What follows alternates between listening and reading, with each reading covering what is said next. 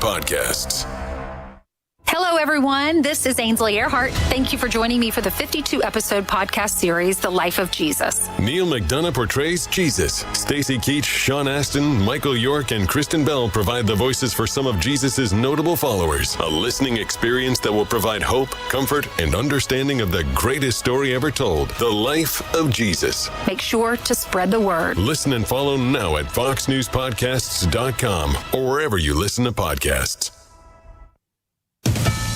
The 2026 midterm elections are exactly 8 months from now, but the first primaries are today. With the Texas Senate seat the biggest contest, incumbent Senator John Cornyn is facing a challenge from several Republicans, including Congressman Wesley Hunt and Texas Attorney General Ken Paxton, who just told Fox. In order to get out without a runoff, you have to get 50% plus one vote. So it's like you're playing basketball. It's like I'm playing basketball against 7 people and they can all score. So the top 2 in the GOP primary may square off in a May runoff. On the Democratic side, Congresswoman Jasmine Crockett faces State Rep James Tallarico. There are also primaries today in Arkansas and North Carolina, where the polls open in about a half hour. The airwaves have been filled with ads in the primary races for outgoing Republican Senator Thom Tillis' seat. President Trump has backed former RNC Chair Michael Whatley in the Republican race, and polls show former Democratic Governor Roy Cooper likely winning his primary race. But there are competitive House seats as well. After redistricting, Republicans made Democrat Don Davis's first district more competitive for the GOP, and 5 Republicans are running, including retired Army Colonel and combat veteran Lori Buckhout, who ran for the seat before.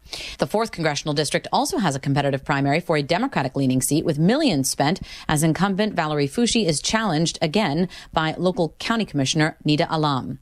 Jessica Rosenthal, Fox News. The Supreme Court is preserving the New York City Congressional District held by a Republican. The justices halting a state court ruling that had ordered New York's redistricting commission to redraw the district held by Nicole Malliotakis that covers Staten Island and a small part of Brooklyn after a state court had ruled the district was drawn in a way that dilutes the power of its Black and Hispanic voters.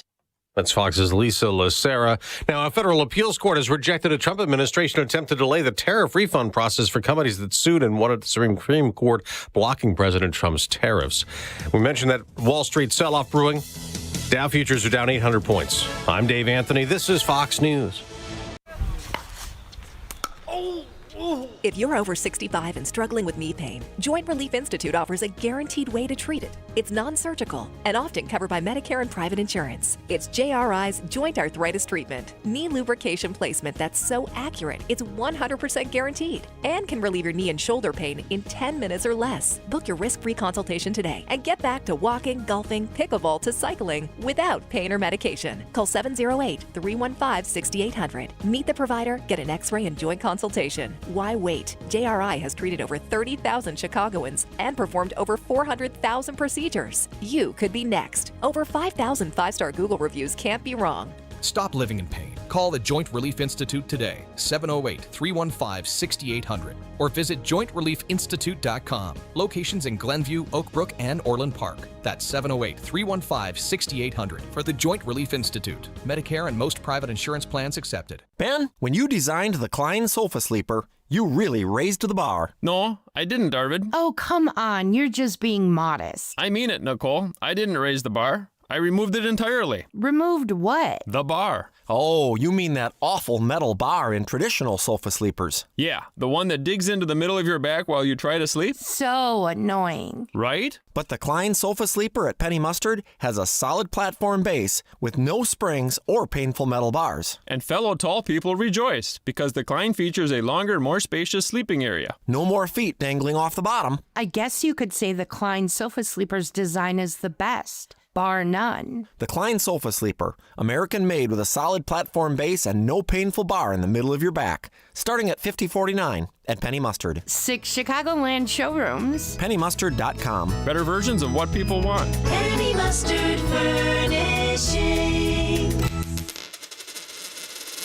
If you're like most Americans nearing retirement with money in a 401k or IRA, then listen. The U.S. Supreme Court's recent ruling on President Trump's tariffs has added fresh uncertainty to global trade policy, and investors don't like uncertainty. That ruling helped push gold to another multi-week high as traders sought safety in precious metals. When markets get nervous, precious metals often move higher, and fast. Right now, the gold and silver markets may be offering investors a second chance at history. Call Advantage Gold at 800-900-8000 to get your free gold investment kit. You'll also receive a free copy of Ken Rogoff's book, Our Dollar, Your Problem. Many Americans are rolling over a portion of their retirement into physical gold and silver, tax and penalty-free with Advantage Gold. Call 800-900-8000 now. Get into position before the next surge. Results vary. Consult your financial advisor before investing. Call 800-900-8000. That's 800-900-8000. As a local business owner, you get called every week by marketing companies. We get it. We have hundreds of satisfied customers. Here's what a satisfied client recently said. Open enrollment is going great. We're hitting record numbers. Thank you so much for this report. It really is amazing to see how the marketing is really shaping our enrollment around the city. Salem Surround. Is your business hard to find online? Meet with a digital marketer today for ideas that will make your business stand out. Visit salemsurround.com. Scott Jennings sees retribution.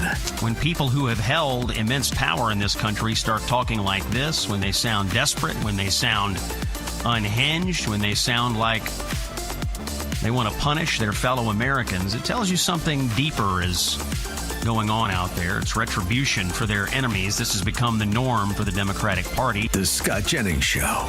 Weekdays at noon, right before Hugh Hewitt at 2 on AM 560. The Answer. It's March 3rd, and this is your Fox Daily Snapshot. It's National Anthem Day, commemorating when the U.S. officially adopted the Star-Spangled Banner as the national anthem under President Herbert Hoover in 1931.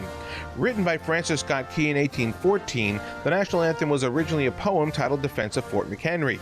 The poem is about the British naval bombardment of the fort, which Key witnessed from a distance. For 25 hours, the fort withstood more than 1,500 cannon shots as the 1,000 American soldiers held firm before eventually unfurling a giant American flag in the morning light and defeating the British landing party. Also on this date, in 1991, video showing the savage beating of black man Rodney King by 4 white officers of the Los Angeles Police Department aired on television. The video became a symbol for police brutality, and roughly a year later, violent riots would take place in LA after the officers were acquitted of their actions. I'm Tushar Saxena with your Fox Daily Snapshot. Did you know a will alone does not keep your family out of court when you die? The court still has to approve your will, but get a living trust, and your estate can be settled clearly without issue. Talk to the attorneys at Nauman & Associates. They prepare wills and trusts for a flat fee, no surprises, no hourly rate.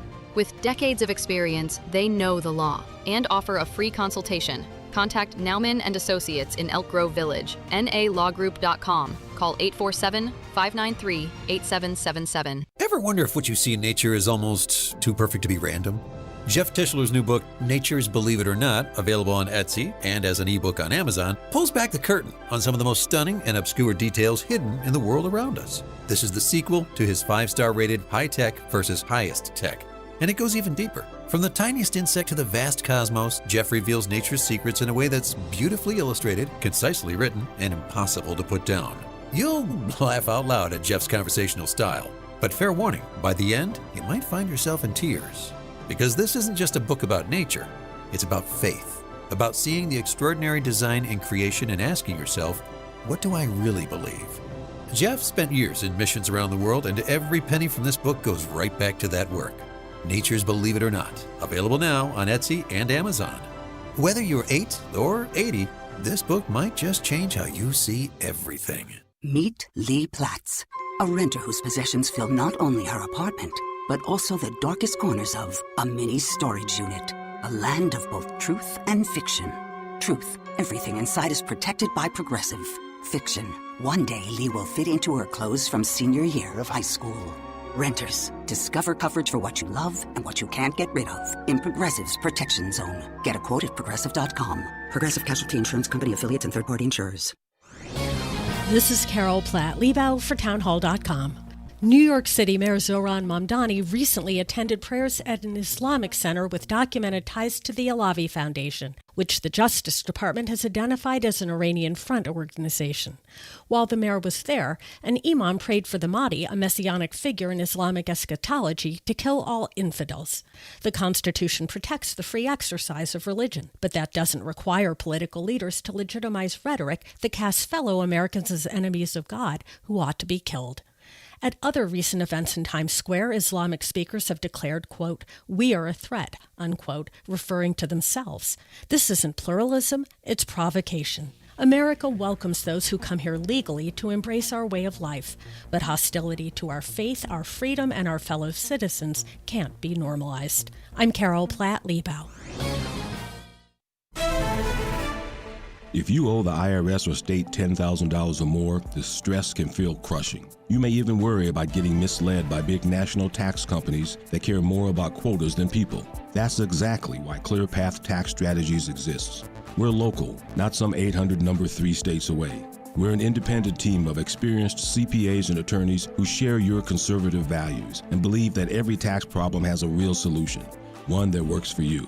We will fight to get you the lowest possible settlement. But nothing changes until you take the first step. Schedule your free consultation today and finally understand your options. Call 262-786-4442. That's 262-786-4442 or visit cptstrategies.com. ClearPath Tax Strategies. No judgment, just results. Take back your future and get the IRS and state off your back. What's the password? Is this Vito's Vault, where I can get a 5-star dinner and signature cocktails, see an amazing vaudeville-style musical comedy show with the gangsters and the flappers, all for one low price? Yeah? What's the password? I don't know, but I'm here to make a deposit. Well, why didn't you say so? Come on in.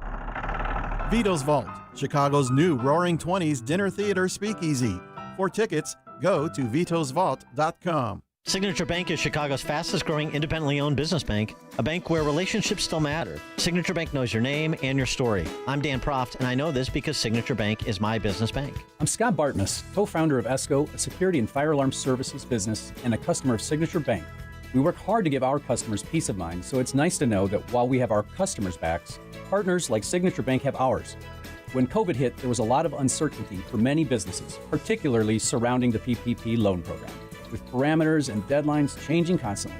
The executives from Signature Bank worked weekends alongside their staff, filling out and submitting applications to ensure they took care of us. That type of dedication is hard to find, but we found it with Signature Bank. Signature Bank helps local businesses succeed. Want to learn how Signature Bank can help turn your business vision into reality? Call Signature Bank at 773-467-5600 or visit signaturebank.bank. Member FDIC, Equal Housing Lender. Hello, can I have your attention, please? My name is Hugh McKenzie, and I'm a devout listener of The Answer. They have partnered with Food for the Poor consistently for the last few years. In the past, I've always wanted to participate, but unfortunately never had the extra cash at the end of the year to do so. But last weekend, I received the mail, and there was a bonus check for $2,500 from Mack Truck for selling commercial vehicles. I decided that I was all in. As I mentioned, I sell commercial vehicles. Everything from Mack, Volvo, Hino, Isuzu, new and used. I've been selling for over 30 years in the Chicagoland market. Call me at 630-918-9534 or check me out on the web. Google my name, Hugh McKenzie, and Hugh is spelled H-U-G-H, McKenzie is spelled M-C-K-E-N-T-Y. All right, thank you very much for your time. To contact Hugh McKenzie, search Hugh McKenzie on LinkedIn or call 630-918-9534. That's 630-918-9534. Safety. It's so important at your industrial facility. You need to keep your personnel safe and meet OSHA requirements. One problem with your ladders, platforms, or safety guards, and you could be facing costly fines. Vans Industrial helps you meet OSHA standards to keep your employees safe. Hi, I'm Dave Van Camp, president of Vans Industrial. As a business owner, I realize the importance of keeping my employees safe, and I'm here to offer my expertise. Vans Industrial is a specialty contractor uniquely equipped to design, fabricate, and install safety equipment, including walkways, handrails, stairways, and machinery guards. Our Vans Industrial team can inspect existing systems, engineer solutions, fabricate quality goods, and install them with trained pros, all making a safer environment for your employees. Call 833-VANS-IND for a free inspection of your facility. Interested in what else they do? Visit vansindustrial.com. That's VANS Industrial.com. Quality craftsmanship since 1964. This is Sean Thompson. One of the things I remember about spring is listening to my grandfather walk around and say, opening day. It's just around the corner. He used to think those were the two sweetest words you could say during springtime because he was a big baseball fan. And for most people, that's the case. It's one of the greatest American traditions each spring. But you know, there's another great American tradition that isn't far off, and that's called Tax Day. Well, opening day and Tax Day show up around the same time each year. We don't look at them in the same way. Well, you're optimistic about your favorite team. When's the last time you felt optimistic about stroking a big check to Uncle Sam? It doesn't have to be that way, and all you have to do is call Tom Fortino, the people at Alpha Wealth Group, who believe that baseball is a seasonal game, but tax planning goes on year-round. So if you don't want to write a big check in your retirement, and you don't want to have your Social Security or Medicare premiums affected by it, call Tom Fortino and the people at Alpha Wealth Group for their complimentary retirement roadmap. Call them at 630-864-6711. That number again is 630-864-6711 or online at alphawealthgroup.com. Hi, I'm Ken Mariotti, owner of Woodland Windows and Doors, a third-generation family-owned business since 1969. We know you're bombarded by choices when shopping for new windows or doors, so we're inviting you to experience the Woodland difference. For decades, we have been transforming living spaces with Marvin Windows, a fifth-generation family business. Marvin replacement windows have been known to increase the warmth of your cold rooms by 10 degrees. Think about that, 10 degrees warmer. When you welcome Woodland into your home, you will get a product expert to transform your living spaces, full-time, dedicated professional installers that you can trust in your home, along with the best products like Marvin. These are the reasons we're proud of our 5-star reviews and family legacy. No gimmicks, no pressure, and upfront pricing are why Woodland Windows and Doors is your trusted window and door expert in Chicagoland. Visit woodlandwindows.com to book your free in-home expert consultation. That's woodlandwindows.com or stop by our showroom at the corner of Lake and Geary in Roselle. In his new movie, The Dragon's Prophecy, Dinesh D'Souza brings the new Middle East into focus with a message of perseverance, faith, and a shared global destiny. Could the fate of the world, of humanity itself, be somehow tied to this place? At long last, we have peace in the Middle East. Israel and Christians are coming together in a way they have never been before, since the book of Acts. But is this the end of Hamas and radical Islam? What does the Bible say? We have to become fighters in the spirit for God. We don't accept what the enemy wants to do with our culture. We don't accept what he wants to do with the nation. If we keep fighting, we win. Powerful, prophetic, a must-see movie based on Jonathan Cahn's international bestseller. The Dragon's Prophecy combines history and scripture with faith, justice, and renewal. The Dragon's Prophecy, a new film by Dinesh D'Souza. Now available on Amazon, YouTube, and iTunes. Now, your official weather forecast. Today, expect considerable clouds with a passing shower and a high of 43. Tonight will be mostly cloudy with areas of drizzle and a low of 31. Tomorrow will bring mostly cloudy skies with a high of 47. By Thursday, it'll be cloudy with a couple of showers and a thunderstorm reaching a high of 47. I'm meteorologist Jason Caterina on AM 560, The Answer. Get the latest weather, traffic, and news updates online at 560theanswer.com. Portions of the following show may be pre-recorded. This hourly segment is brought to you by Goldilocks, offering smart security systems to homes and businesses. Call Goldilocks at 708-889-5600. Now, from the Signature Bank Studios.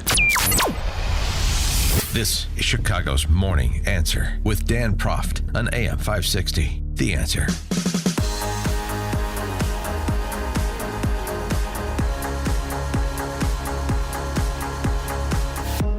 Top of the morning, Dan Proft here, and well, it turned out those depositions, those Clinton-Epstein depositions, were more entertaining than they were advertised to be in the post-deposition press availabilities.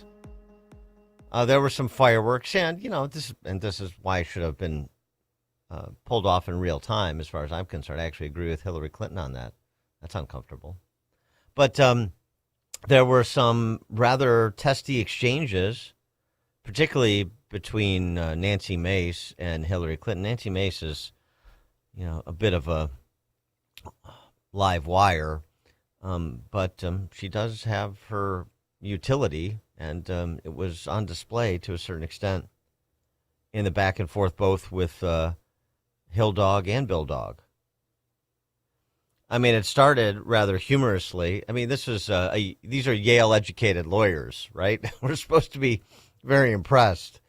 Rhodes Scholar, Bill Clinton. Now, maybe he's lost the old fastball a little bit, but they walked him into, a corner a couple of times. It was rather entertaining. Now, I'm not sure there's anything you can do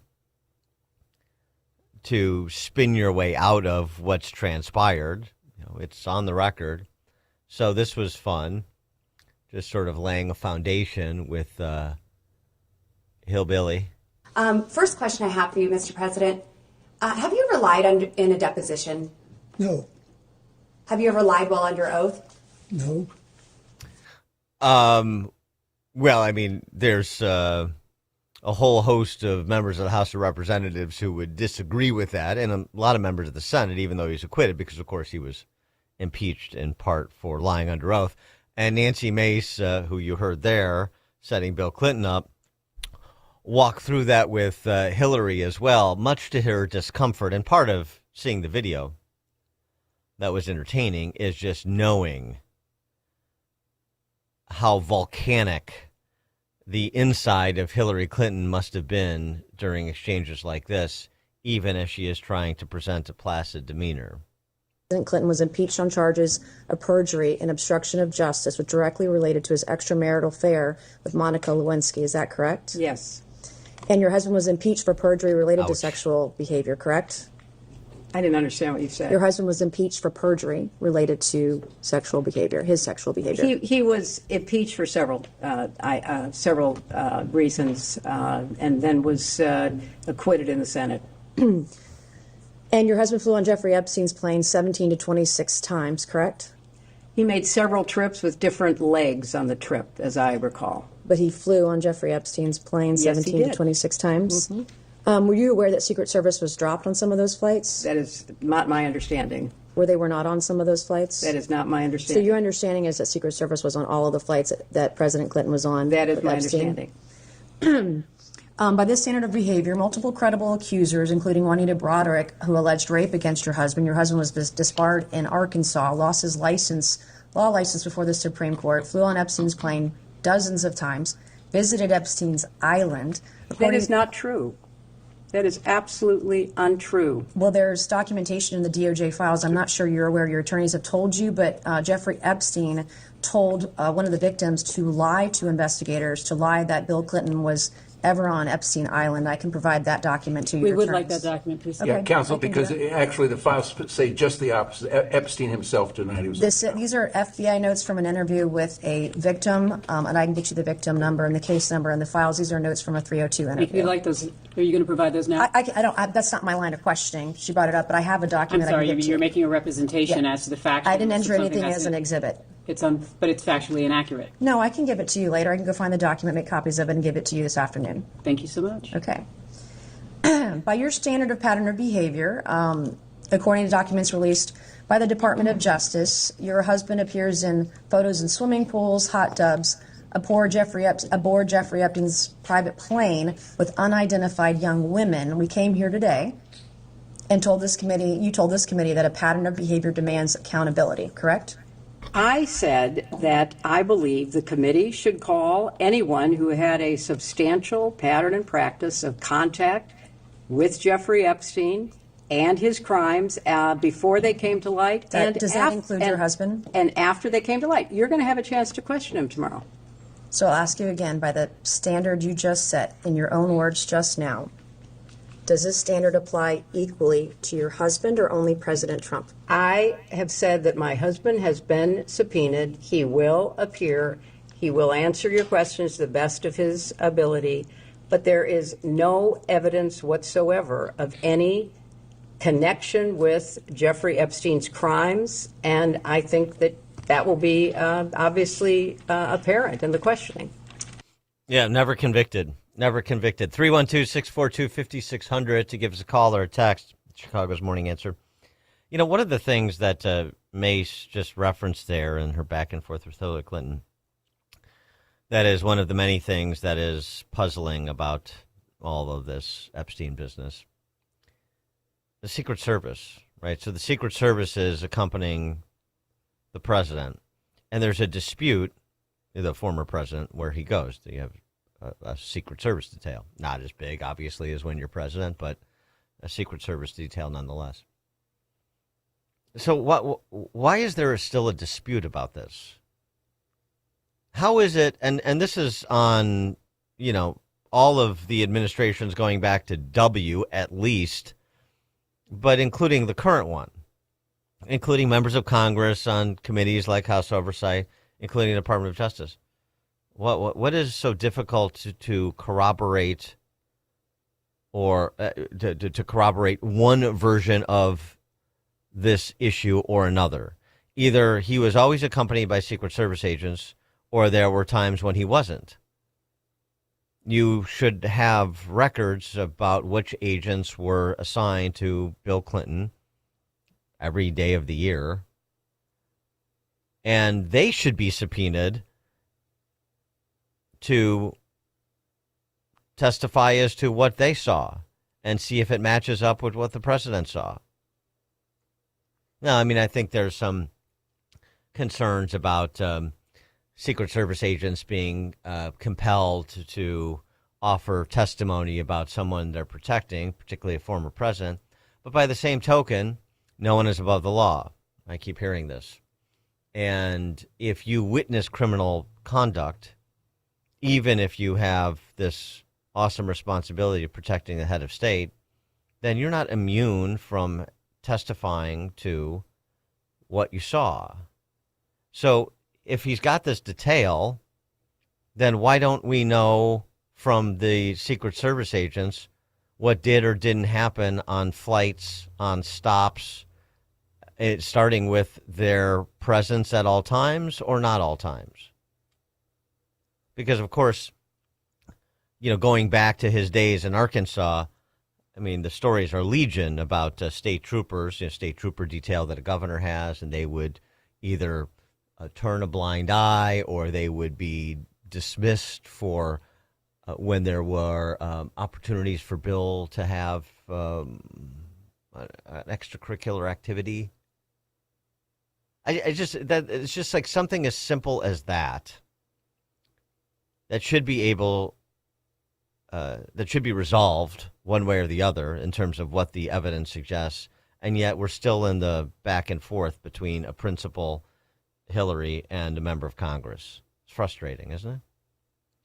All right, we'll pick this up because there's a lot more there. Hillary just set it up, and so did Nancy Mace, talking about the pictures, the massage at the airport, the frolicking in the hot tub. Bill Clinton answers those matters. The assertion by Jeffrey Epstein that he likes him young, that was Jeffrey Epstein allegedly talking about Bill Clinton. Bill Clinton responds to that. A lot of squirm in your seat moments for Billy during his death. 5:38. Now we check the headlines. Good morning. It is 33 degrees here in Chicago on AM 560 The Answer. I'm Stace Keene in the QC Kinetics newsroom. The Democratic National Committee has narrowed the number of cities in contention for its 2028 convention to 5, with Chicago, Atlanta, Boston, Denver, and Philadelphia all in the running as the host city. Chicago hosted the DNC's 2024 convention, while Boston, Denver, and Philadelphia have all hosted over the last 22 years. The DNC did not say when they will announce the winning city. A suspect is in custody after shots were fired at Chicago police officers on the city's south side. The incident happened yesterday morning in the 7500 block of South Peoria Street. Authorities say a male suspect opened fire at 2 marked squad cars. No one was injured, and the officers did not return fire. Suspect sped away in a black SUV with police pursuing him before he crashed into 2 marked vehicles. The man then tried to run and was arrested. A weapon was recovered from the scene. 2 officers were taken to a hospital for observation and released. This report is a service of Allstate. Some people just know you can save money on car insurance by checking Allstate first. Those people are probably saving a carload of cash right now. So what are you waiting for? Check Allstate first for a quote today. You're in good hands with Allstate. Alex Marla explains the latest on tariffs. The Supreme Court strikes down Trump tariffs. This decision comes after the tariffs are obviously working. Okay, so what's going to happen next? The administration is going to try to replace some of the tariffs using other trade statutes. That's where it's going to get interesting and complicated. It's going to take a lot of time for all of us to sort through this. The Alex Marlowe Show. Afternoons at 3, right before Sean Thompson at 4 on AM 560. The Answer. We've all heard the news. The flu virus has mutated again, and the vaccine just isn't as effective as they hoped. It leaves you wondering, how do you stay safe? But you have a powerful, God-given immune system. But with all these viruses coming out right now, it needs a serious boost. I'm Dr. Michael Huber, introducing Virago. We have put together a powerhouse formula containing quercetin, fistin, resveratrol, and lactoferrin. We combine these specific nutraceuticals with 19 other nutrients because of their synergistic effect. They work together to supercharge your immune system, creating a defense that is stronger than any single ingredient alone. This is the boost your body needs to fight back. So take Virago and boost your immune system. Virago, the immune enhancement cocktail. Order your bottle of Virago. Visit myvirago.com. That's myvirago.com. Use coupon code IMMUNE to save 30%. myvirago.com. Coupon code IMMUNE. Virago and Maha. Making America healthy again. Don't miss Destination Retirement with Robert Kuhn every Sunday from 11 to 12. Robert has a different way of looking at retirement from most financial advisors and is happy to share his ideas with you every week. So don't miss what he has to say. Destination Retirement with Robert Kuhn, Sunday mornings from 11 to 12 on AM 560 The Answer. Welcome back to Ask Hasslis. I thought you didn't have any employees. That's right. Our showrooms are employee-free. But you still answer the phone? Of course. Order Sealy Posturepedic and Beauty Rest mattresses by phone, online, or at our in-store kiosk. No employees. Saves you money. Through Monday, trade in your old mattress and get additional savings of $248 off a queen and $348 off a king. Keep this up and you'll be named Non-Employee of the Month. Find an employee-free showroom near you at Hasslis.com. Hair Volume from New Nordic will make your hair look thick and healthy. Hair Volume is available online at Amazon and NewNordicUSA.com or in the hair care aisle at your local CVS. Now, your official weather forecast. Today, expect mostly cloudy skies with a passing shower and a high of 43.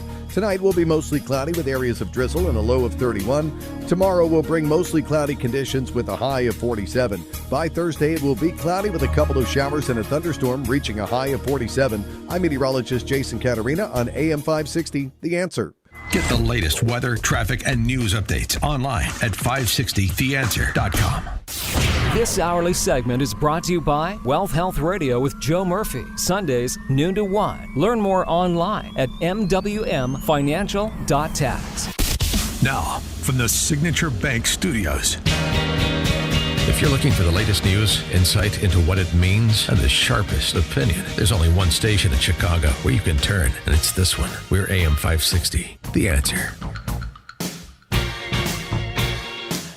Top of the morning, Dan Proft here. Talking about the Clinton Epstein deposition videos that were released yesterday. Pretty quick turnaround. Again, why not just do it live? Do it live. And let me stipulate up front that this mainly has appeal to salacious and prurient interests. Was anything unearthed from what I saw of the videos that advances the flag toward a unified theory of what did or didn't happen over, the last 15 years of Epstein's life, the last 20 years of Epstein's life, and at whose hands what happened did happen? Was that flag advanced at all? Any new light shed on the subject? No. Unfortunately. So this is mainly to treat these two reprobates. I'm talking about Bill and his wife. To give these two reprobates the sort of public discomfort / shaming that they so richly deserve, as they've been such a cancer on our politics for the better part of the last 35 years. That's the only real appeal it had for me. I don't know, maybe I'm missing something. I don't think I am. But it's nice to see Bill Clinton take a bit of a shellacking as they tried and have tried for so many years now since their co-presidency to polish up their image, fronting, alleged philanthropic work as a cover for their scurrilous self-dealing and leveraging public offices for personal gain the way that Hillary despicably did during her time as Secretary of State. She's not the only one, and others took it to new heights, but that doesn't, of course, absolve her. This was a fun moment. As I said, Bill Clinton getting walked into a corner. But this is soap opera stuff, but it's entertaining for the purposes I described. Nancy Mace as to Jeffrey Epstein's assertion that Bill Clinton liked him young. The witnesses who testified in the Epstein cases that Epstein said, you quote, like them young. Why would Epstein say that about you? Are you asking his opinion? You're asking him to think about why Mr. Epstein would say something about him? Why would Epstein say that about So she's asking President? you to try to be in Mr. Epstein's mind and guess at what Mr. Epstein would have thought about. Clinton likes them young, referring to girls. First of all, that's not true. What's not true? That I have any interest in underage. I didn't say underage. I said young. But it's still not true. Is an intern young? Squirm. Yes. Squirm. Okay.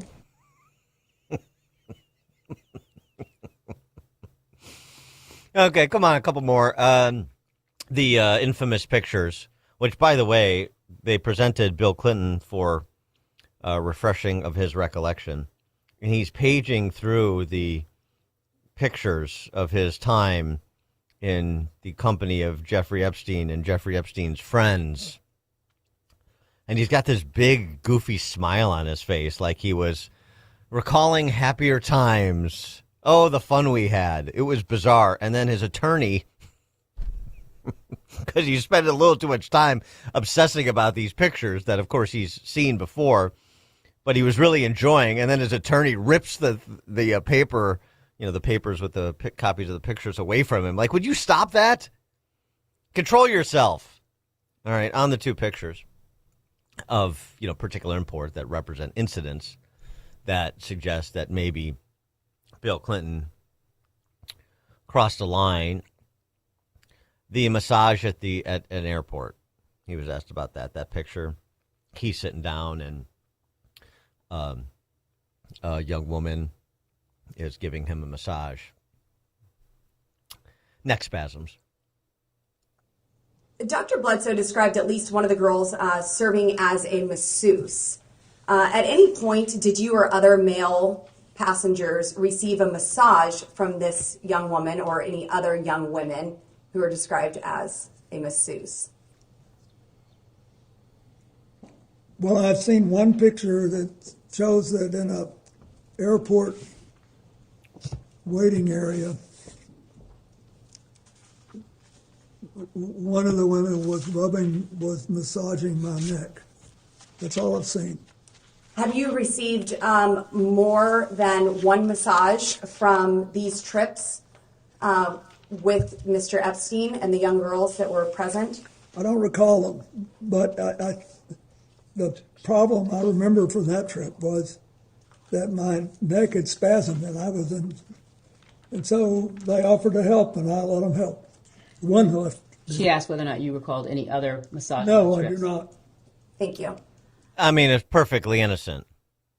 And, a neck, you have a spasm, Charlie horse.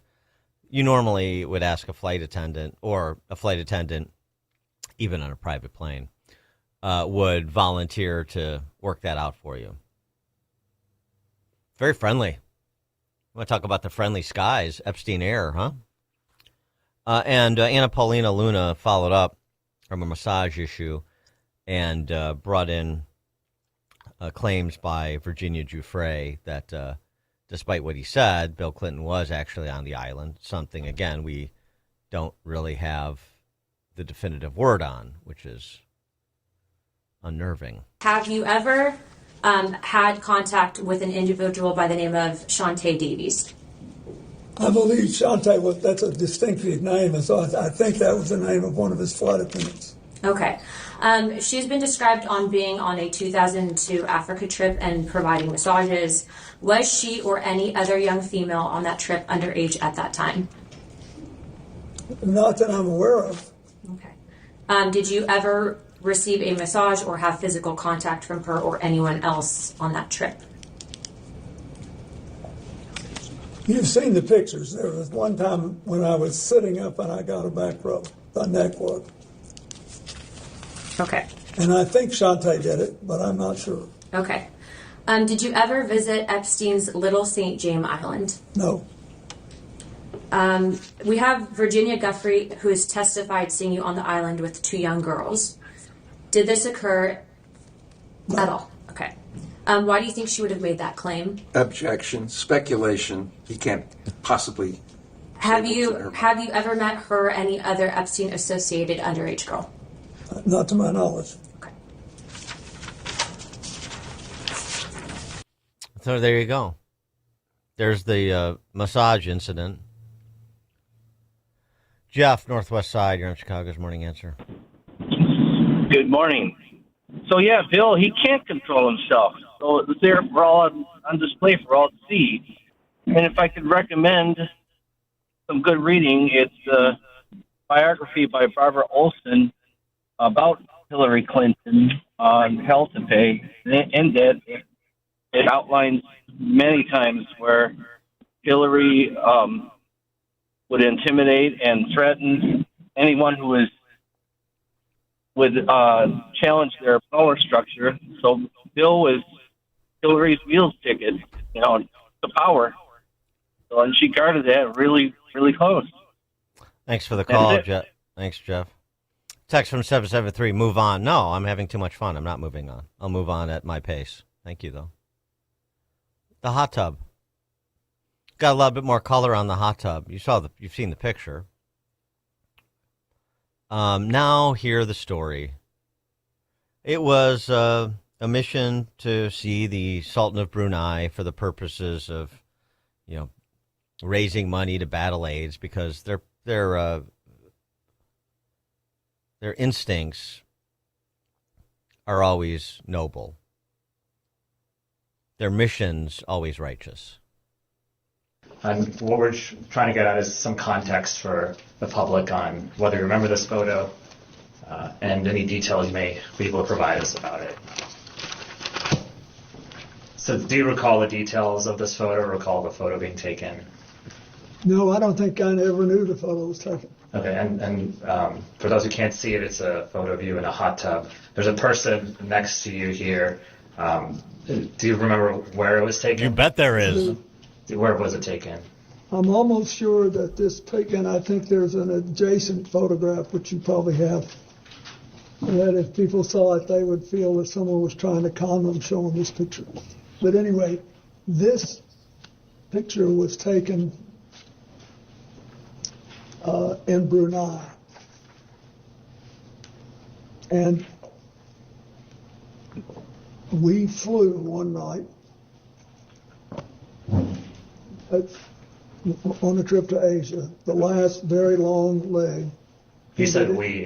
Who is that including? Well, my TIL team that was working on the AIDS issue, and Mr. Epstein was there, and Miss Maxwell. But anyway, we got to the end of the flight was Brunei.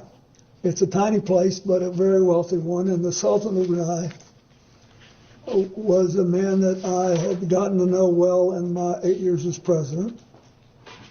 And his first involvement with international matters is basically to join the Asian Pacific Economic Leaders Conference, which I started, and which he attended. And then he was very proud of that, and he hosted. His time came to host it. You do these things in rotation. And it came either at the very end of my term or maybe the next year.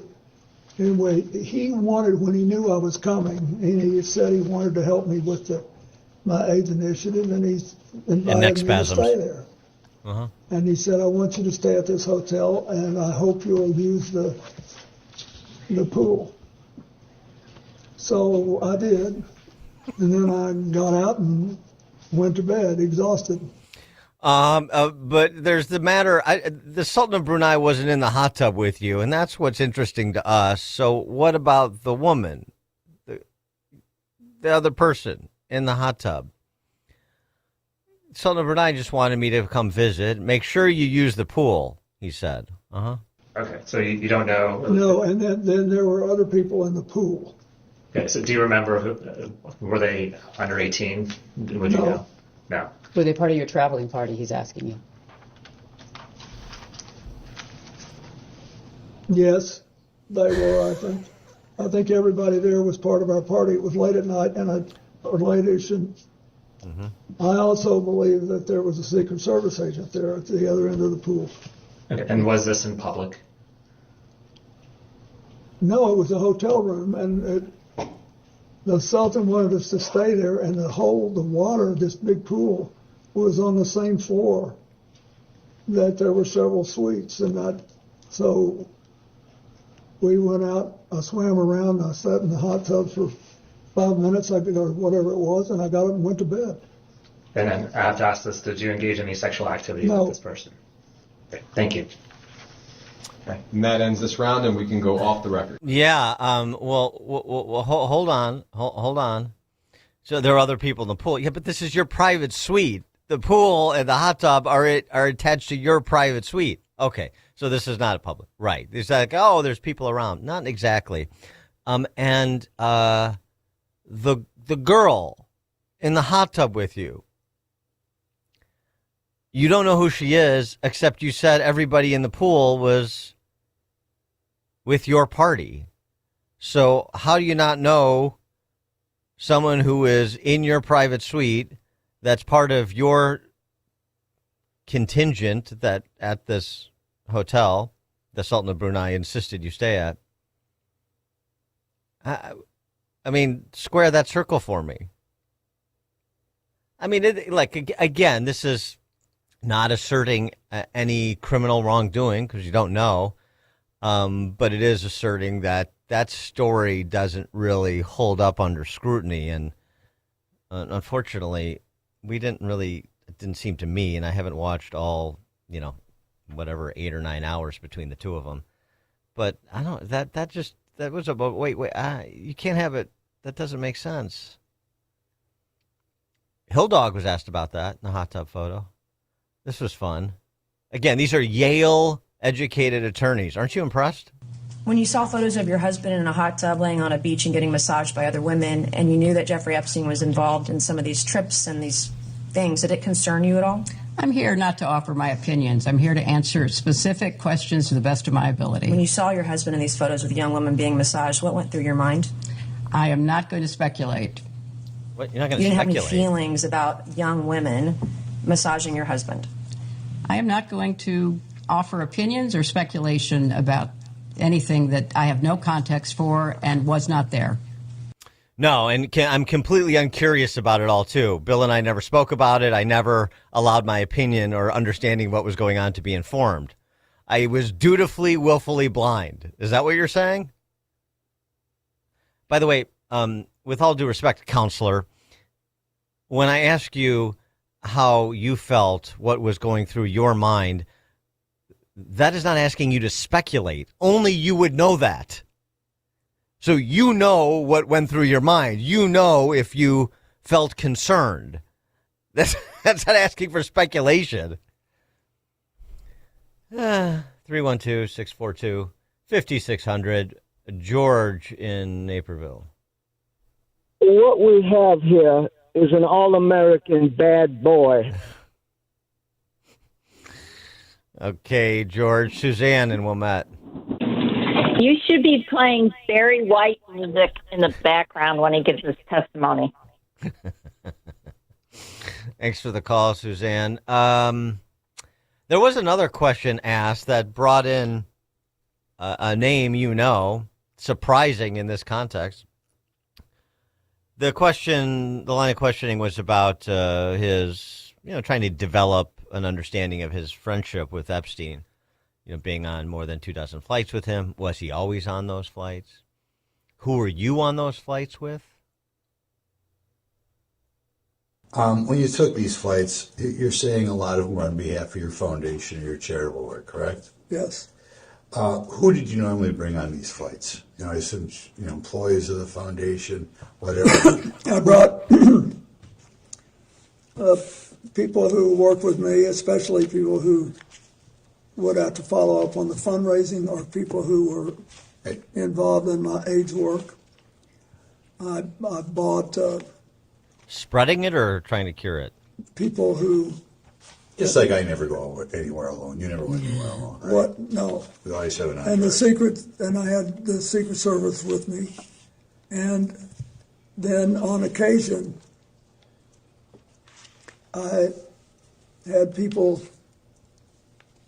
who had volunteered to help us and wanted to see what we were doing. Right. For example, I think it was on one of these trips. Here it is. I think that I had my first trip for the man who's now the governor of Illinois, J.B. Pritzker, and his wife. They helped me get started. When you say they help you get started doing what precisely?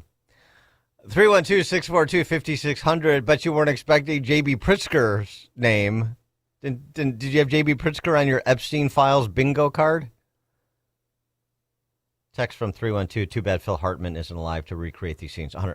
Completely. What a loss.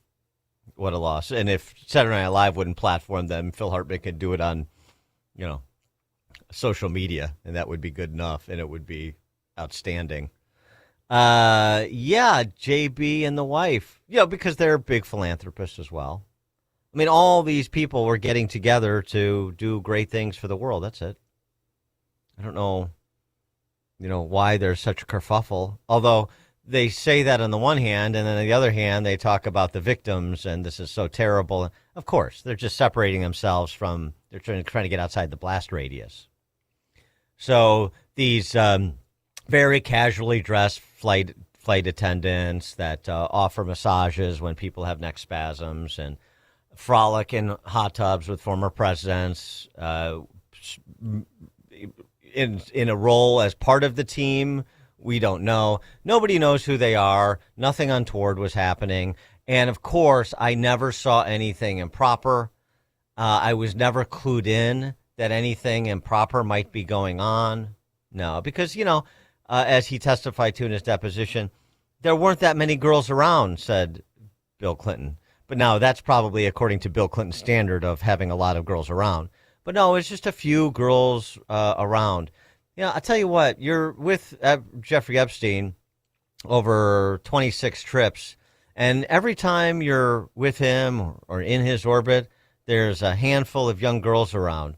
And you don't pick up that there may be something improper happening.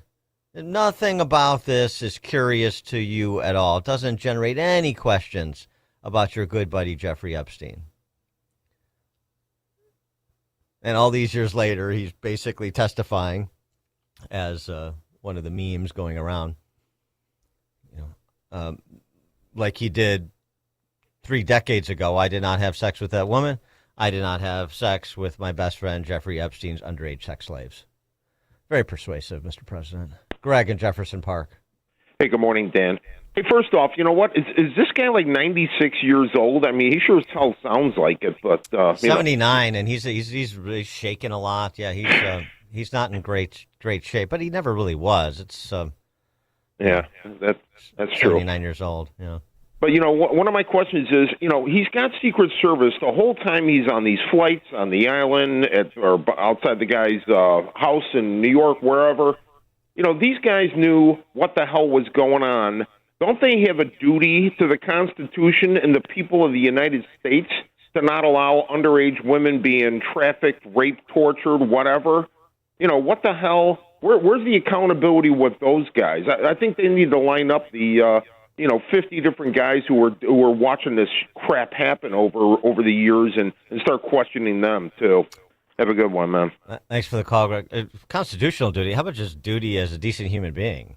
I mean, really? I don't think it has to rise to the level of constitutionality or constitutional responsibility. No. All these heads of state, billionaires, global citizens, it really turns out they're incredibly naive. They're just babes in the woods out there. They don't know what's happening. They construe everything that everyone is doing as perfectly innocent. They just don't have a skeptical bone in their body. They're just, so oriented toward being positive and seeing the best in people, you see, that they couldn't even fathom something improper, if not barbaric, was happening. That's the story. It's about as persuasive as Joe Biden is probing and exacting. He's at the top of his game. He's never been sharper. It's about that level of story that they're feeding you.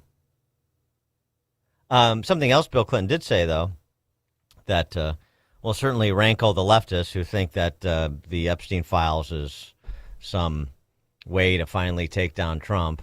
Here's Bill Clinton on Trump and his interaction with Trump at Trump's golf course about Epstein. I hate this, but because I don't believe I should inject anything. But I do not want to leave the impression, but since there was no follow-up question, the president never, this is 20-something years ago, never said anything to me to make me think he was involved in anything improper with regard to Epstein either. He just didn't. That's the truth. As I said earlier, the only conversation I had with President Trump about this was in the early 2000s. And I have no information that he did anything wrong. I just want it all out there. I want everybody to get it all out there and let everybody see where we are.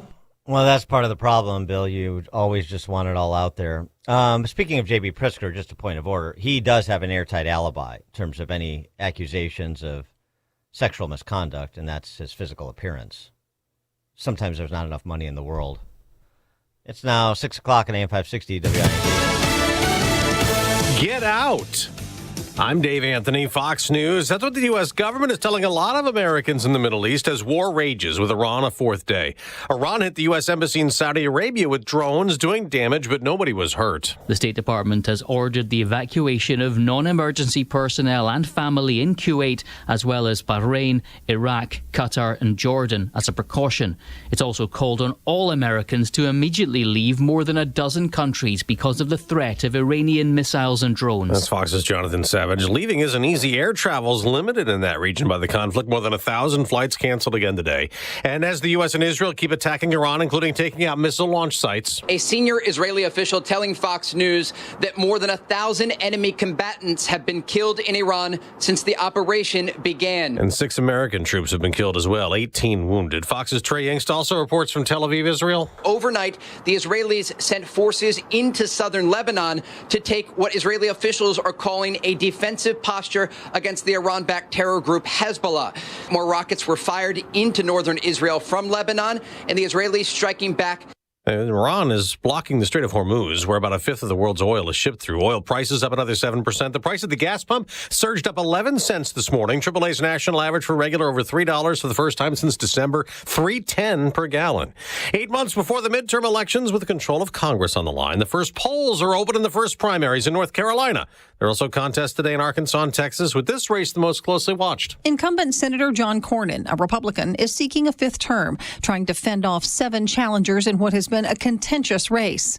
Among those looking to unseat Cornyn are Texas Attorney General Ken Paxton and Congressman Wesley Hunt. On the Democratic side, State Representative James Tallarico has squared off against Congresswoman Jasmine Crockett. That's Tanya J. Powers. America's listening to Fox News. WIND, Chicago. Good morning. It is 32 degrees here in Chicago on AM 560 The Answer. I'm Stace Keene in the QC Kinetics newsroom. We'll see partly cloudy skies today as we hit 39 degrees. The search continues for a man who was dropped off at O'Hare International Airport but never got on his flight. The father of 23-year-old Elijah Horde says he took his son to get on a flight back to France on Friday. But for whatever reason, he never took the flight. His bags wasn't registered and he didn't check in. So what we're thinking is he could possibly be floating around the airport or something like that. But again, that's like the last we've seen of him. He added that his son suffers from mental illness and was hesitant about returning to France after spending time in Chicago. Elijah Horde is described as 6'3", 220 pounds, African-American, and he was last seen wearing a brown hoodie. More early voting locations are open today in Chicago and the Cook County suburbs. Voting sites in 50 city wards are open, along with 55 locations in suburban Cook County. Voters already have been able to cast their ballot at the Chicago Board of Elections office at 69 West Washington and the downtown super site at 137 South State Street. Voters who desire to vote by mail can still sign up for a mail-in ballot. The deadline to apply is 5 o'clock on March 12th, Election Day, March 17th. A federal jury has convicted a Chicago man on sex trafficking charges for causing a minor to engage in commercial sex in the south suburban village of Lansing. Prosecutors say Kennard Cameron posed photos of the 15-year-old girl online in commercial ads, arranged encounters with individuals who responded to those ads, and then required the girl to turn over the proceeds. News is a service of American Beam and Steel, structural repair licensed contractors for your home and business. Search for American Beam and Steel online to schedule your consultation directly with the owner, Mark. American Beam and Steel. A check of the roads is coming up in 2 minutes on AM 560 The Answer. Larry Elder reacts to Trump's State of the Union. The whole point was to talk about his accomplishments, talk about how the economy is doing now, how it's going to be doing down the road, what the benefits will be of the big, beautiful bill, all of which he accomplished. And I'll tell you, I knew it was going to be long. I thought it was going to be too long, but I enjoyed every single minute of it. The Larry Elder Show. Weeknights at 8, right before Sean Hannity at 10 on AM 560. The Answer. Sign up for the AM 560 Answer Advantage to get early alerts on event ticket sales, special discounts, and contest opportunities. Sign up today at 560theanswer.com/advantage. She's unafraid and unapologetic. She's Laura Trump, and she's shaking things up on the Right View podcast. We're the side with the mean stuff? Are you guys kidding? You call us Nazis. You call us fascists. You call Donald Trump Hitler from the left. Really? We're the side that's the problem. You're out assaulting ICE agents every chance you possibly get. Subscribe to the Right View podcast with Laura Trump on Apple, Spotify, YouTube, Rumble, or at SalemPodcastNetwork.com. Hey, I'm Mike Slater. My dad passed away at the age of 63. It's out of nowhere. Had a stroke. Super hard, obviously, for the whole family, but my dad had life insurance. This is why I have life insurance for my family, for my wife and 4 kids. And the best place to get life insurance is ethos.com, because you can do it in 10 minutes. And there's no medical exam and no blood test, just a few health questions. Get life insurance in 10 minutes so your family is protected. Ethos, ETHOS, ethos.com/Mike. Wesley Financial Group is not a law firm, and Chuck McDowell definitely not an attorney. This is Chuck. If someone talked you into buying something really silly and you want to get out of that silly little thing, my advice, get the facts. Call me and I'll send you our timeshare exit kit absolutely free. Inside, you'll learn how timeshare works and all your options for cancellation. Call Wesley now for your free timeshare exit information kit. 800-809-7171. That's 800-809-7171. John was an active man.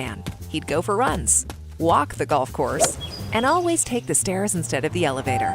But then bone-on-bone knee pain got in the way and affected his mobility. It became too painful to even go for walks. And when it seemed like John's only option was knee replacement surgery, a friend told him about the Joint Relief Institute. And they're affordable, non-surgical knee pain relief. John met with the Joint Relief Institute and discovered their lubricating gel treatment could rejuvenate his lost cartilage. Safe, effective, no surgery. Long story short, John is now back to being active without pain or medication. There is an alternative to knee replacement surgery. Stop living in pain. Call the Joint Relief Institute today, 708-315-6800, or visit jointreliefinstitute.com. Locations in Glenview, Oak Brook, and Orland Park. That's 708-315-6800. Medicare and most private insurance plans accepted. Reclaim your mobility with the Joint Relief Institute. Gain insight into building strong marriages and raising godly children with Focus on the Family with Jim Daly each weekday at 11:30 a.m. on our sister station, AM 1160. Hope for your life.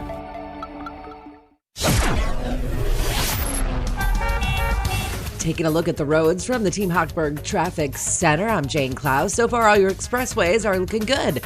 On this Friday morning, it's just 20 minutes in from O'Hare to downtown. The reverse trip, 25 back out to the big airport. You've got your typical slow pocket on the inbound Stevenson between Ashland and the on-ramp to the inbound Ryan to Sabo Lakeshore Drive, and your tollway is still moving along fine. This report is a service of Team Hochberg. They've helped thousands of AM 560 listeners with the best rates and service. Let Team Hochberg help you by visiting 56david.com or call 855-563-2843. That's 56david.com. Atlantic Coast Mortgage Equal Housing Lender, NMLS 613114. Chicago's Morning Answer continues next, but now the latest forecast from the Air Right Heating and Cooling Weather Center. Today, expect mostly cloudy skies with a passing shower and a high of 43. Tonight will be mostly cloudy with areas of drizzle and a low of 31. Tomorrow will bring mostly cloudy conditions with a high of 47. By Thursday, it will be cloudy with a couple of showers and a thunderstorm reaching a high of 47. I'm meteorologist Jason Caterina on AM 560, The Answer. Get the latest weather, traffic, and news updates online at 560theanswer.com. This hourly segment is brought to you by Scott Tucker Solutions and his show Retirement Decoded. Sunday mornings at 8. Learn more at scotttuckersolutions.com. Now, from the Signature Bank Studios, this is Chicago's Morning Answer with Dan Proft on AM 560. The Answer.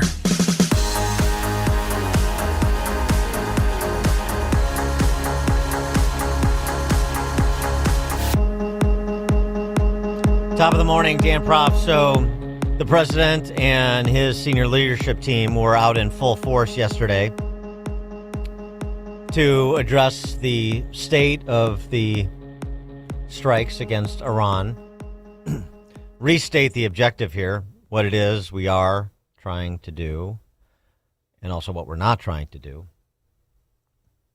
and also address the canned criticisms of the left. Flimsy though they are, they still need to be addressed.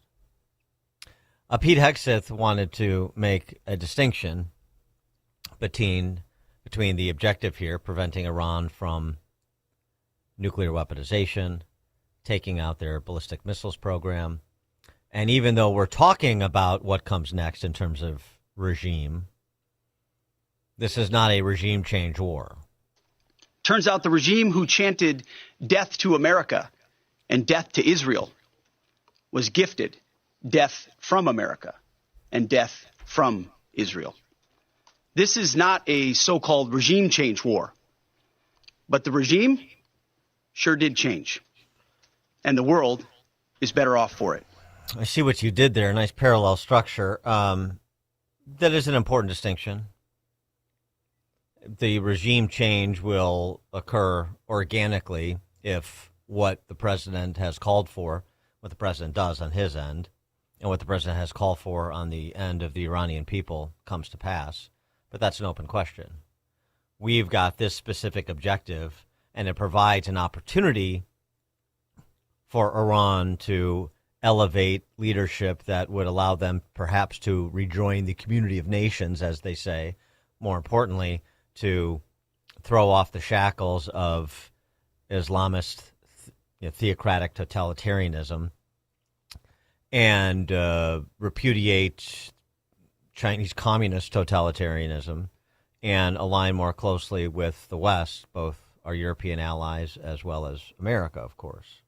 That's the opportunity here, and that's what Hegseth was framing. In addition, he, the president, the vice president, all saying the same thing, this knee-jerk, neo-isolationist response that because Iraq and Afghanistan happened, every use of our military has the inevitable lurch towards state building and protracted, quote-unquote, endless wars.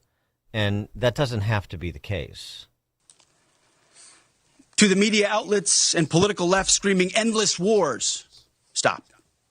This is not Iraq. This is not endless. I was there for both.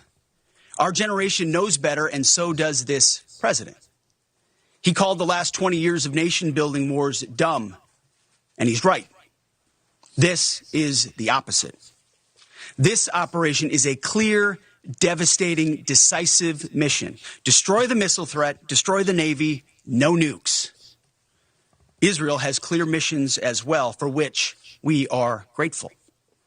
Capable partners, as we've said since the beginning, capable partners are good partners.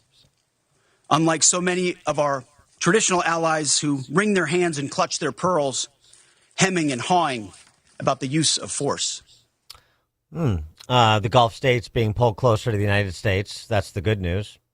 And despite his clear passive-aggressive shot at the Europeans, Mark Rutte, the NATO commander, Secretary General of NATO, Mark Rutte, on Fox and Friends saying not only does he commend what the president has done here, the risk that he has taken, but so do the heads of state of our NATO allies for all the bluster from the left about, the threat to NATO and turning our back on our Western European allies and denigrating America's standing in the world and all of those things that Trump allegedly would do and has done. That's not what they're saying.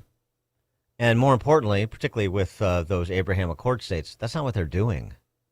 First of all, say that my thoughts are with the service members, the U.S. service members who made the ultimate sacrifice over the last couple of days. And let me also say that the commander-in-chief, the leader of the free world, President Donald J. Trump, I really commend what is happening here. Taking out Khamenei, taking out the nuclear capability in Iran, but also taking out the ballistic missile program in Iran. This is crucial. And what I see in Europe, I spoke with all the key European leaders over the weekend, is widespread support for what the president is doing, and also making sure that when it comes to logistics, access, defending key U.S. interests in Europe and in the region, the Europeans are really stepping up.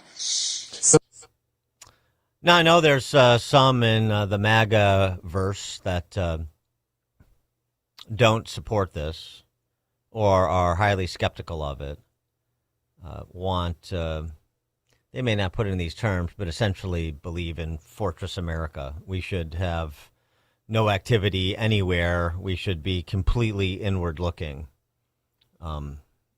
which I think is quite myopic, but that's a position that some hold. So happy to give you the opportunity to respond to the response you're seeing across the globe, particularly with our allies, which is most important, but also with our adversaries, which is telling, and the execution so far, long way to go. Maybe not so long, but there are still multiple perils out there, that's for sure. And there are 6 American servicemen who, as Mark Rutte was just mentioning, have given the ultimate sacrifice, have been killed in action. So it is serious business, and I'm not being flippant about that, but there are people that still think that this is too much risk, that this is not worth it, that this is a violation of who Trump said he would be when he ran for president and committed to get us out of endless wars.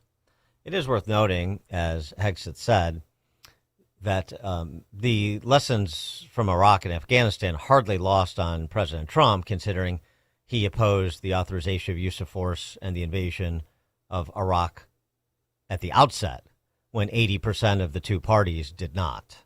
So that's perhaps a leading indicator of his thinking, and he offered more of an indicator yesterday when he said this. Substantially ahead of our time projections, but whatever the time is, it's okay. Whatever it takes, we will always, and we have right from the beginning, we projected 4 to 5 weeks, but we have capability to go far longer than that. We'll do it. Whatever somebody said today, they said, oh, well, the president wants to do it really quickly. After that, he'll get bored. I don't get bored.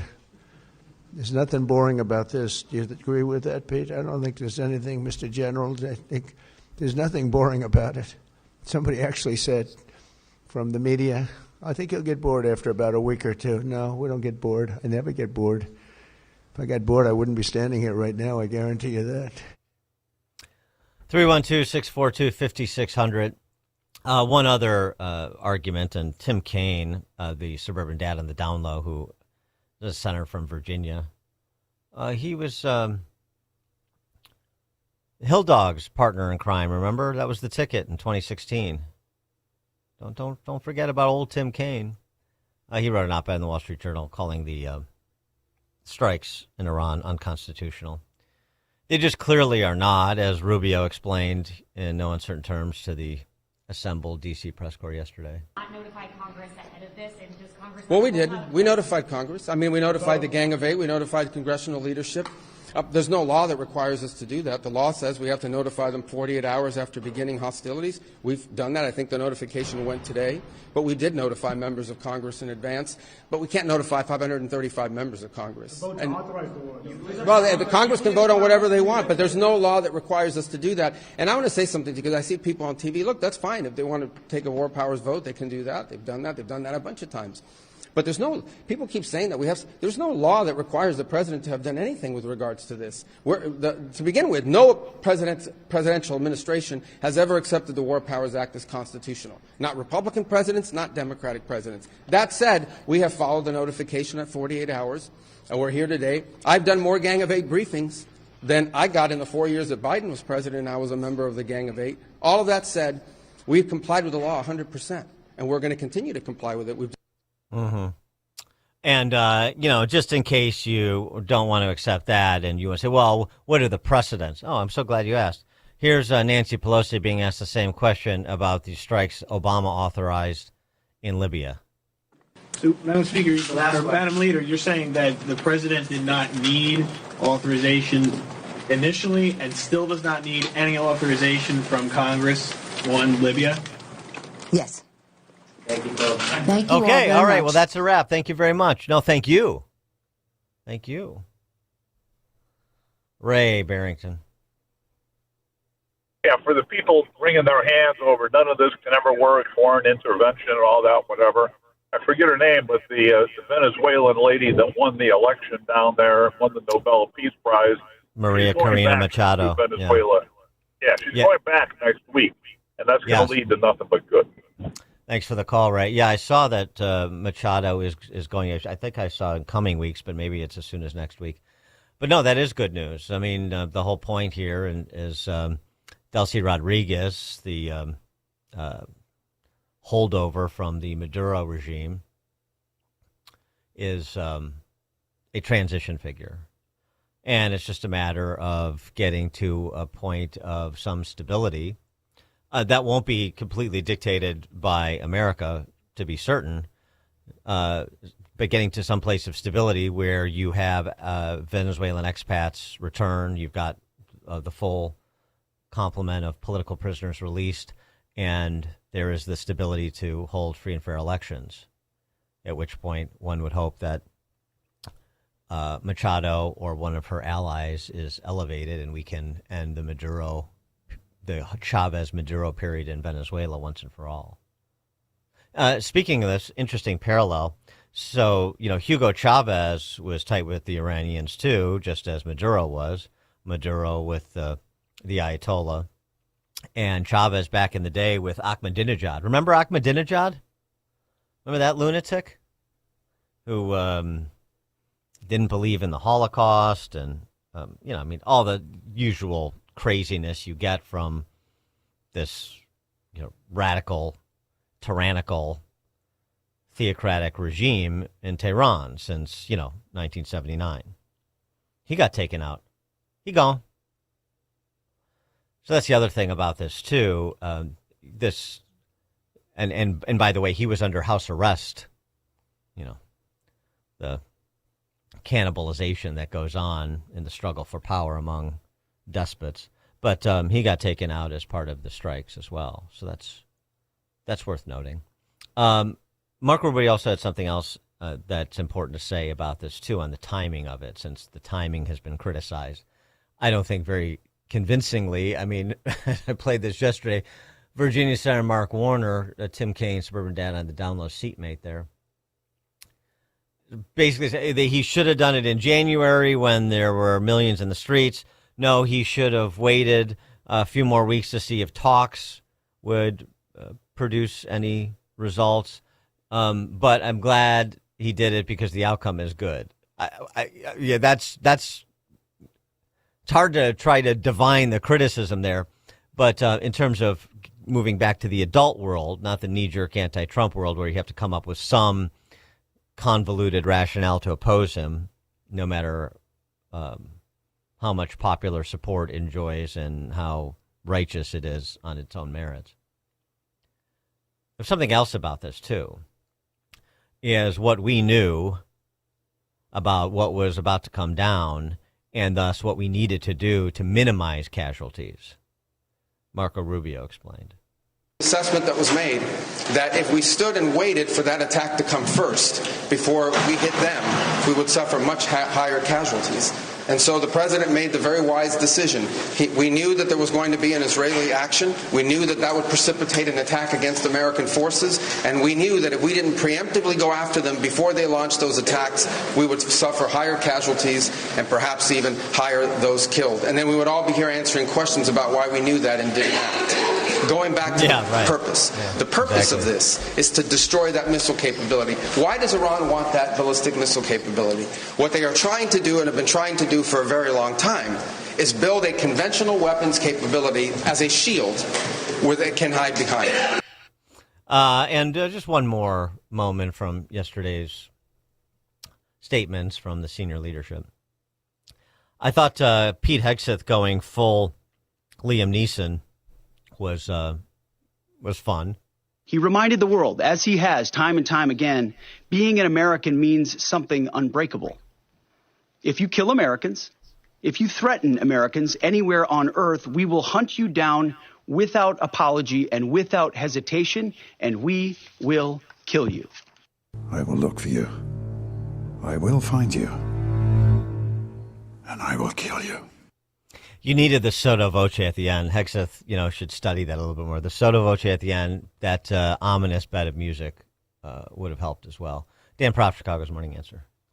It's like a hot, steaming cup of information to start your day. It's Chicago's Morning Answer on AM 560. The Answer. If you're an investor with money in a 401k or IRA, what's happening right now in Washington could affect you directly. The Supreme Court ruling impacting Trump-era tariffs has injected new uncertainty into global trade policy. And when policy risk rises, investors move to safety. Plus, escalating tensions involving Iran are adding stress to an already fragile global landscape. Trade tensions, global instability, currency pressure. We're seeing gold and silver prices move higher again, with capital flowing toward tangible safe haven assets like precious metals. Call Advantage Gold at 800-900-8000 to get your free gold investment kit. You'll also receive a free copy of Ken Rogoff's book, Our Dollar, Your Problem. Many Americans are rolling over a portion of their retirement savings into physical gold and silver, tax and penalty-free with Advantage Gold. Call 800-900-8000. Results vary. Consult your financial advisor before investing. Call 800-900-8000. That's 800-900-8000. Raise your hand if chronic pain is making you feel old, older than you actually are.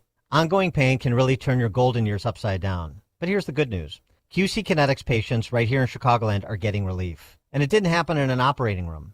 Dr. Caravelli and QC Kinetics medical professionals use the latest regenerative treatments backed by real science, treatments that take the tiny, powerful healing tools inside your body and concentrate them right where you need relief. That's how Mike is training for a marathon. Patrick's golf game is on fire again, and Andrea's back in her garden. These are real QC Kinetics patients. The sooner you start, the sooner inflammation and pain eases, and the sooner joint damage slows down. So don't wait. Find out if you're a candidate for QC Kinetics regenerative treatments and tell them I sent you when you do. Your visit and consultation free. Call now, 312-827-6261. Again, 312-827-6261. Call QC Kinetics at 312-827-6261.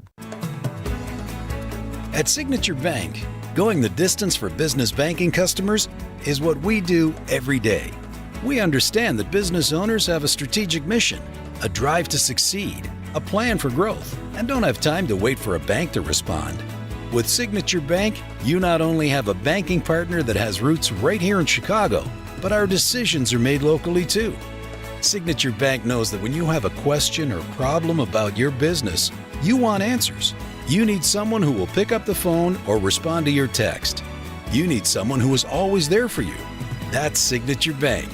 We are a team that wants to get to know you and your business. Want to be Signature Bank's next success story? Give us a call today at 773-467-5630 or visit us online at signaturebank.bank. Member FDIC Equal Housing Lender.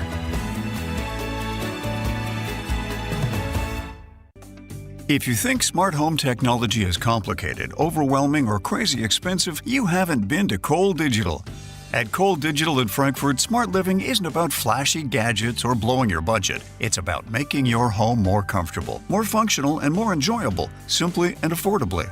And there's no better place to experience that than their 13,000 square foot design center, the most impressive technology showroom in all of Chicago. You'll walk through 30 fully designed rooms featuring audio, video, lighting, automation, and ideas you can actually use in your home. Every project Cole Digital does starts with a blank canvas and becomes a one-of-a-kind masterpiece designed around your style and vision. So if you're looking for inspiration, planning a remodel, or just want to see what smart living's really about, visiting Cole Digital in Frankfurt needs to be on your February to-do list. Learn more and plan your visit at koledigital.com. That's K-O-L-E digital.com.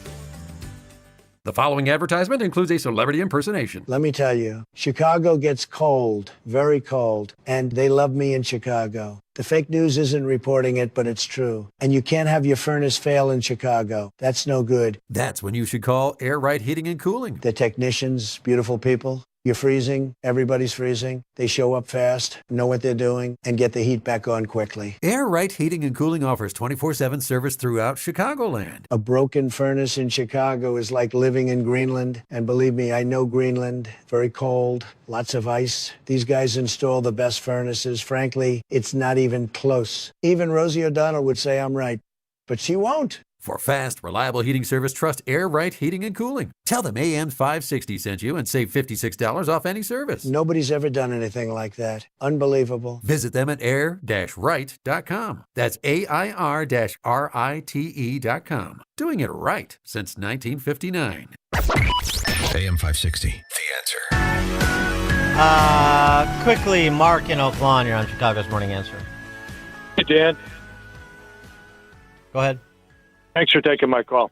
You know, I'm just glad that we have a president in there.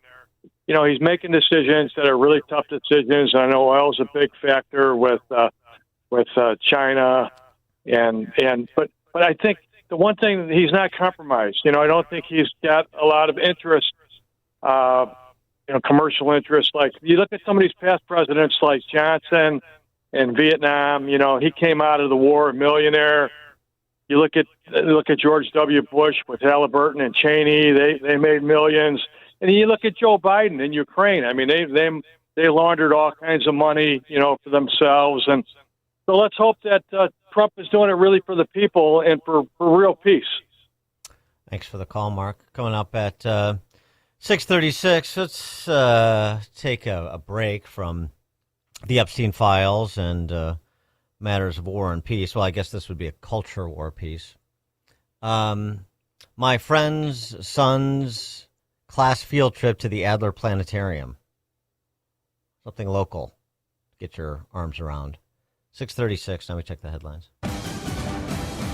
Good morning. It is 34 degrees here in Chicago on AM 560. The Answer. I'm Stace Keene in the QC Kinetics newsroom.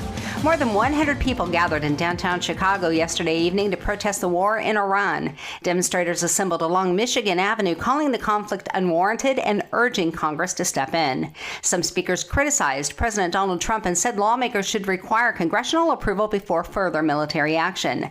Congress is expected to consider resolutions next week, which would require presidential approval before using force, though the passage remains uncertain. More early voting locations are open today in Chicago and the Cook County suburbs. Voting sites in 50 city wards are open, along with 55 locations in suburban Cook County. Voters have already been able to cast their ballots at the Chicago Board of Elections office at 69 West Washington and the downtown super site at 137 South State Street. Voters who desire to vote by mail can still sign up for a mail-in ballot. Deadline to apply is 5 o'clock on March 12th. Election Day is St. Patrick's Day, March 17th. This report is a service of the AM 560 mobile app. Listen to AM 560 on your smartphone or mobile device when you download the AM 560 mobile app at 560theanswer.com/mobile. A check of the roads is coming up in 2 minutes on AM 560 The Answer. Alex Marlowe explains the good news. We've got numbers that are just beyond belief here. The best core CPI since March 2021, which means we've erased the inflation from the Biden inflation, which is so great. Prices are down for used cars, gasoline, medicine, and electricity. And the market thinks this isn't just one good report, but a sign that inflation is low enough that the Fed can start cutting rates again, which is huge. The Alex Marlowe Show. Afternoons at 3, right before Sean Thompson at 4 on AM 560. The Answer. Chicagoland certified financial planning professional Tim Stearns discusses taxes in retirement. Most people are paying more in taxes and keeping less of their money to live and do what they enjoy. That's why we've put out the retirement tax bill calculator online. You can see with your own eyes just how much you might be overpaying. It's a valuable tool, $500 value, but we made it free for you to view and run your own numbers at MVPCFP.com. That's MVPCFP.com. To run your retirement tax bill calculator, go to MVPCFP.com. Investment advisory services offered through Cornerstone Securities, LLC. Welcome to another edition of Tuesdays with Tim. My friend Tim Stearns, a certified financial planner with TJ Stearns Financial Planning in Arlington Heights. Tim, how are you? Welcome back. Doing well. Thanks for having me. Tim, for more than 25 years, you've been helping clients achieve financial security and peace of mind. Can you give our listeners some examples of how you've helped clients over the years? A couple of your listeners called in. They're a married couple. They're in their 60s. They were really concerned and tired of trying to manage their own investments. So their accounts were quite big, but they felt like they needed a little help with it so they didn't screw up at this stage of the game. So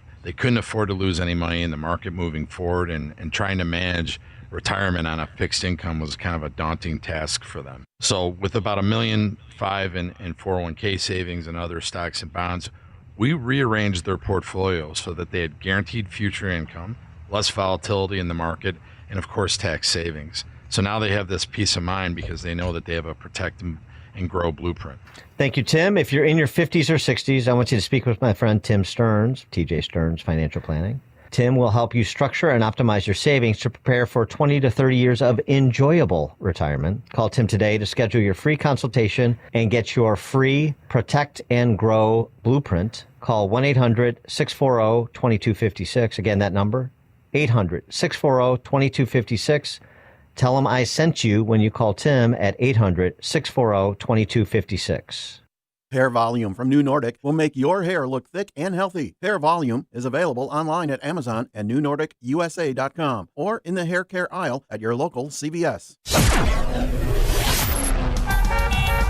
Taking a look at the roads from the Team Hochberg Traffic Center, I'm Sue Aller. Still looking great on the Edens, about 15 minutes both ways from Lake Cook to Montrose. The Kennedy inbound from O'Hare to the Burn Interchange, 18 minutes. Outbound is 28, very slow into Manheim Road. The Jane Addams exit ramps are very slow eastbound to get off onto the Tri-State and also onto the road into O'Hare. 15 minutes both ways on the Ike from Wolf to the old post office. 16 in, 15 out on the Stevenson from the Tri-State to Lakeshore. 15 in, 11 out on the Dan Ryan From 95th to the Burn Interchange, stop and go on the Bishop Ford inbound from 111th Street to the Dan Ryan, and you are slow on the northbound side of Lakeshore Drive between Bryn Mawr Avenue and Hollywood Avenue. This report is sponsored by Straight Talk Wireless. Every now and then you find a deal that actually feels like a win. With Straight Talk Wireless, you get more and pay less now. That's a good deal. No contracts, no credit checks, no surprises, all on Verizon 5G network. Find it in the same place you've always found Straight Talk prices, exclusively at Walmart and StraightTalk.com.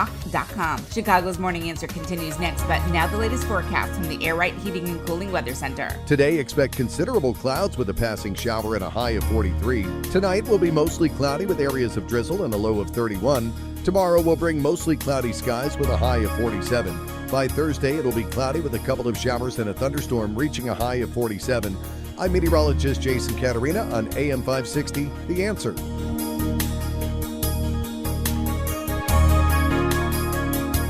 Get the latest weather, traffic, and news updates online at 560theanswer.com.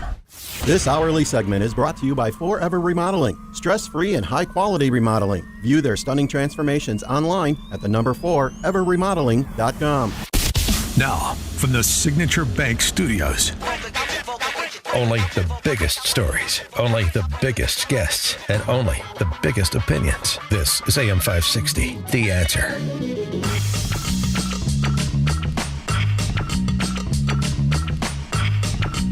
Top of the morning, Dan Proft here. How many of you have kids in grade school or grandkids in grade school who've done a field trip to the Adler Planetarium? That's a great trip, right? Important cultural institution, educational as well. Paying attention to what's going on in the Middle East, paying attention to the fight over DHS funding in D.C., paying attention to whether the Bears are going to move to Arlington Heights or Hammond, Indiana. You paying attention to what's going on in your schools? And I do mean your schools, since whether you're paying for them all, some of you twice. A friend of mine recently alerted me to this because his grade school son, their class went on a little excursion to the Adler Planetarium, and they were treated with climate change propaganda. Of course they were. There's actually a practicum right on the Adler Planetarium site for school field trips. The theme, Climate Change and Me. Empower your middle school students to tackle one of the world's biggest challenges. Explore what climate change is, how it affects us, and how we can shape a better future. It's an immersive, interactive field trip experience at the Adler Planetarium designed to help 5th through 8th graders understand the science behind climate change and its impact on our world. Students explore the real-world impacts of global climate change on local communities, from the shores of Puerto Rico to the streets of New Orleans, and hear from NASA scientists and young activists about how collaboration can create solutions. That's just generic enough to be frightening, isn't it? With opportunities to ask questions, share their experiences, and imagine their future roles as scientists, artists, or community advocates. But I tell you, science, artists, and community advocates, all said in the same breath. It really shouldn't be, particularly the community advocates designation. The experience empowers students with knowledge and hope to take on one of today's greatest challenges. Whether you want to be a scientist, artist, or a community activist or advocate, we can turn you all into political activists. That's the good news. All these little Greta Thunbergs running around. After the show, there's a little 40-minute interactive live Sky show. Fun. I remember an Adler Planetarium field trip, but I don't remember the politics. Simpler times. After the show, students will deepen their engagement with Climate Change and Me through 3 20 to 25-minute chaperone-led activities available in English. That needs to be said. Mm-hmm.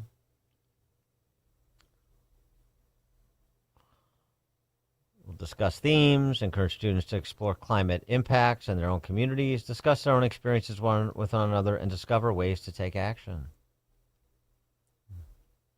Here's the note, in part, that my friend wrote to the principal of his kid's school.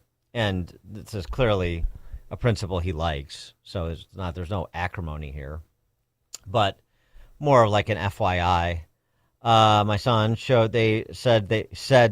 my son, who's in 5th grade, they showed a propaganda video, quote unquote, his words, and then the moderator asked his class, so how many of you believe that the use of fossil fuels causes climate change? Raise your hands. He and a group of boys disagreed with him. My friend's son and a group of boys disagreed with the docent there, the facilitator, because they're being properly raised. The rest of the kids just said what the video told them to say. That's what they're counting on. So they disagree with him, but the moderator told them they were wrong. My friend, in his note to the principal, writes, I realize that keeping people like this from politicizing children today is a tireless game of whack-a-mole. I do think these kids now need exposure to the other side of this absurd argument. Among other things, they should understand that CO2 isn't a pollutant. It's plant food. And that 60% of electricity in the U.S. is generated by fossil fuels versus 4% from solar. And this isn't changing anytime soon. Anyway, I've talked to my son about it. He somehow figured it out on his own because he's intellectually curious. But just a heads up. And so since he gave me a heads up, I figured I'd give you a heads up.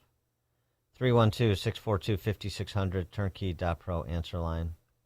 You know, even if this obsession with eradicating fossil fuels was laudable, and it isn't,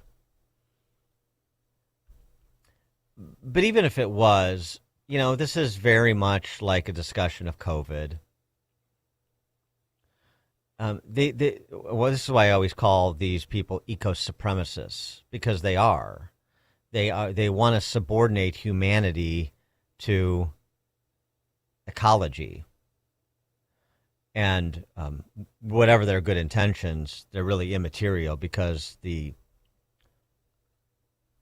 consequences are horrific, as we've talked about extensively in this program with Bjorn Lomborg and others. And it's the myopia of the Save the Planet people.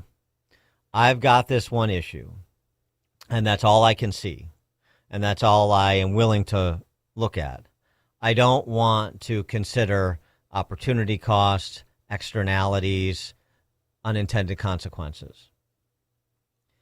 Let me give you another example of what I mean. Joel Kotkin has a good piece in the New York Post about the eco-supremacist regulations in California, a failed state. The real Jim Crow 2.0 is what Joel Kotkin writes. You want to talk about Jim Crow 2.0? This is where it is with these regulations.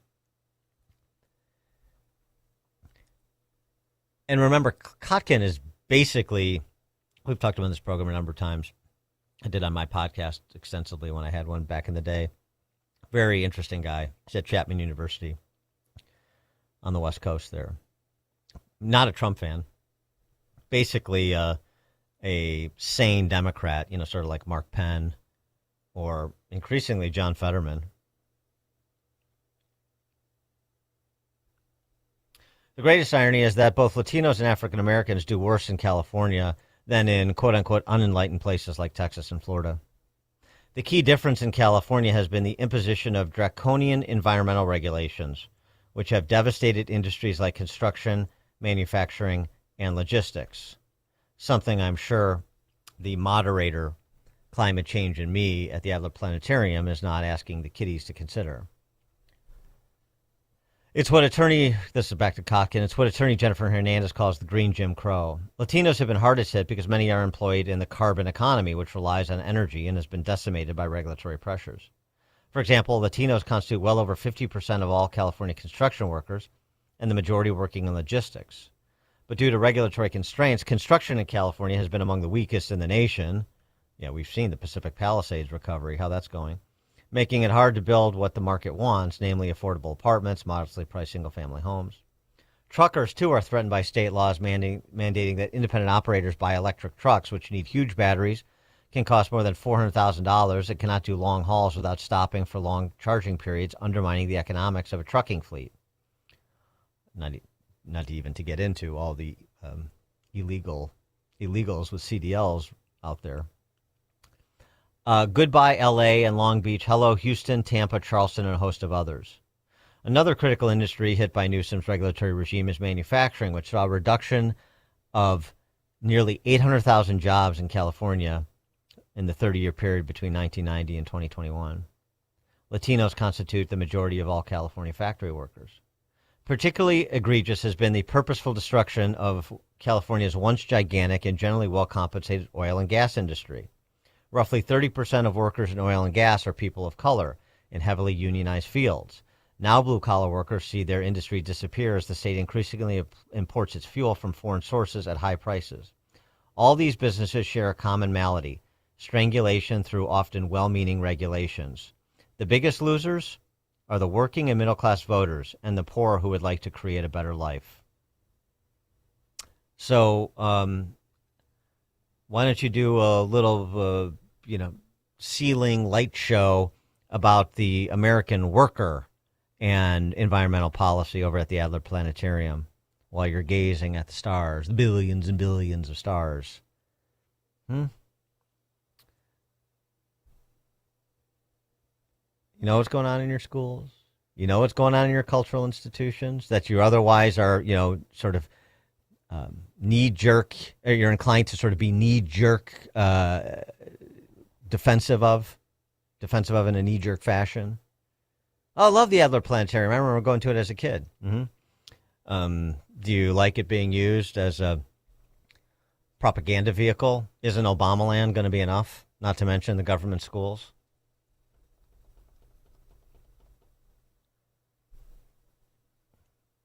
And we wonder why Illinois is in this slow-rolling death spiral for the last, half century. Dave, Lake Geneva. Yeah, Dan, you did that segment earlier about the Clintons and the Epstein Island. Okay, Al Gore did not go to Epstein Island, but he perpetrated on the world an agenda that has cost taxpayers how much money? This is the perfect time to expose what Al Gore did in the same administration as Clinton, and he went a different route. He went on this pilgrimage of global warming, saving the planet. And I know. He won an Oscar for it. Remember, Inconvenient Truth? Yeah. That was an Oscar winner. Sure, of course. Yeah. And the Inconvenient Truth is that everything in that film was false, particularly the dire predictions. Yes, and my point is, this is an opportune time to go back and follow the money of all the contributions, all the taxpayer money went to this agenda that basically the ultimate goal was to eliminate fossil fuel, oil, which is the foundation of our society. That's how the world runs. It runs on oil. Everything is made out of oil. And that's the basis. And they also went after our breathing, our air. I mean, just natural breathing. So if you stop and think about it, it's the elimination of the human race. Well, that's what it is. Extinction Rebellion. Extinction Rebellion is just the most honest and notorious strain of this eco-supremacy. There's more of them. I mean, it's sort of like the abolish ICE, defund the police, neo-Marxists. There's a contingent that is insulated enough from political accountability that they can take those positions. Most have those. Most who are similarly situated, part of that party, have the same view. Certainly would go along with that, but they just can't say it out loud. Well, it's the same thing with this. Extinction Rebellion can talk about ending the human race, which they do, and that's the point. Most of the other, quote unquote respectable, oft quoted organizations and their flacks won't say those sorts of things out loud. They'll slow roll it. They'll try to get through the back door what they can't get through the front door with all these green energy mandates and lawfare against the fossil fuel industry and so forth. They're all trying to get to the same place. They're just going from different angles at different paces based on what they can do viably from the position in which they're in. That's all. But they're all on the same team. And I would suggest it's not a team that you want your kid to try out for. Jim in Crown Point. Yes, I'm 73 now. I went to the Museum of Science and Industry like 20 years ago. I went there with my grandson, and they have a climate change exhibit, and I couldn't even go halfway through it. It's all of it is garbage. I mean, it's amazing. And that's the Museum of Science and Industry. It's horrible now. You can't even go anywhere without this in your face. You mean the Ken Griffin Museum of Science and Industry, Jim? Oh, yeah. Yeah. Uh-huh. Thanks for the call. What good does it do you to put your name on a building if what happens inside that building is an affront to everything you believe and your life? I often ask that question with respect to these potentates, the billionaires and the well-heeled sets that like to see their names in lights. And do you care at all about what happens in the institutions that bear your name? Don't you find it a little embarrassing? Frankly, isn't it a little insulting? I mean, it's like they pulled one over on you. That's how you should feel about it. I'd say the same thing to Pat Ryan about Northwestern. They pulled one over on you. They got you to give them all this money so they could finance activism that runs completely counter to the lessons of your life, to what you've achieved and how you achieved it. There's a teachable moment. One you won't get at the Adler Planetarium, apparently. Dan Proft, Chicago's Morning Answer. There's only one radio show in Chicago talking about today's biggest stories and telling you what they really mean. That show is this one, Chicago's Morning Answer on AM 560, The Answer. A small business affirmation from Progressive. Bakery owners, you will be loved today. Every pastry will be flaky. Your cake will make a child's day. Your delivery van won't get sideswiped by a distracted garbage truck driver. But if so, breathe easy, knowing you'll get back to business quickly with Progressive protecting your commercial auto. See if you can save in as little as 8 minutes at progressivecommercial.com. Progressive Casualty Insurance Company and Affiliates. Are you a fraud-paying American? 1 in 4 tax-paying Americans have been victim of identity fraud. With LifeLock, your identity, if it's stolen, they fix it guaranteed or your money back. And last year, billions in refunds were stolen. Could be from your salary, overtime, or second job. Gone. But this year, you don't need to stay a victim. Because this tax season, fraud-paying American is something no American should have to claim. Save up to 40% off your first year with the promo code BECK. Visit LifeLock.com. Terms do apply. The following is a paid political announcement. Law enforcement is a sickness that has not led to safe communities. Opponents of this law are preying upon fear of change to lie and fearmonger. JB and BJ are the liars and the fearmongers. They are the sickness that is killing Illinois and Illinoisans. They give sanctuary to foreign predators and sanction to domestic repeat offenders while vilifying the police. A Cook County study found 74% of criminal defendants failed to show up to court after being released under Pritzker's Safety Act. Listen to this suburban police chief. I don't call it the Safety Act. I call it the Unsafety Act because that's what it is. I'm still waiting for somebody to explain to me where does safety come in. Who are we keeping safe here when you call it the Safety Act? Not you.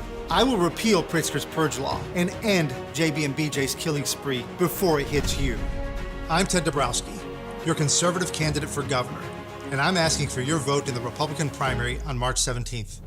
Paid for by Ted for Illinois. If stairs in your home are becoming difficult, there's a practical solution, and it doesn't have to come with pushy salespeople. Access provides dependable stair lifts designed to help you stay safely in the home you love.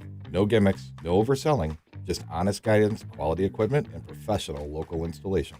We'll explain your options, work within your budget, and let you decide what's right at your pace. For a straightforward, no pressure, free in-home consultation, call 630-616-6249 or visit allaboutaccess.com. AM 560, The Answer.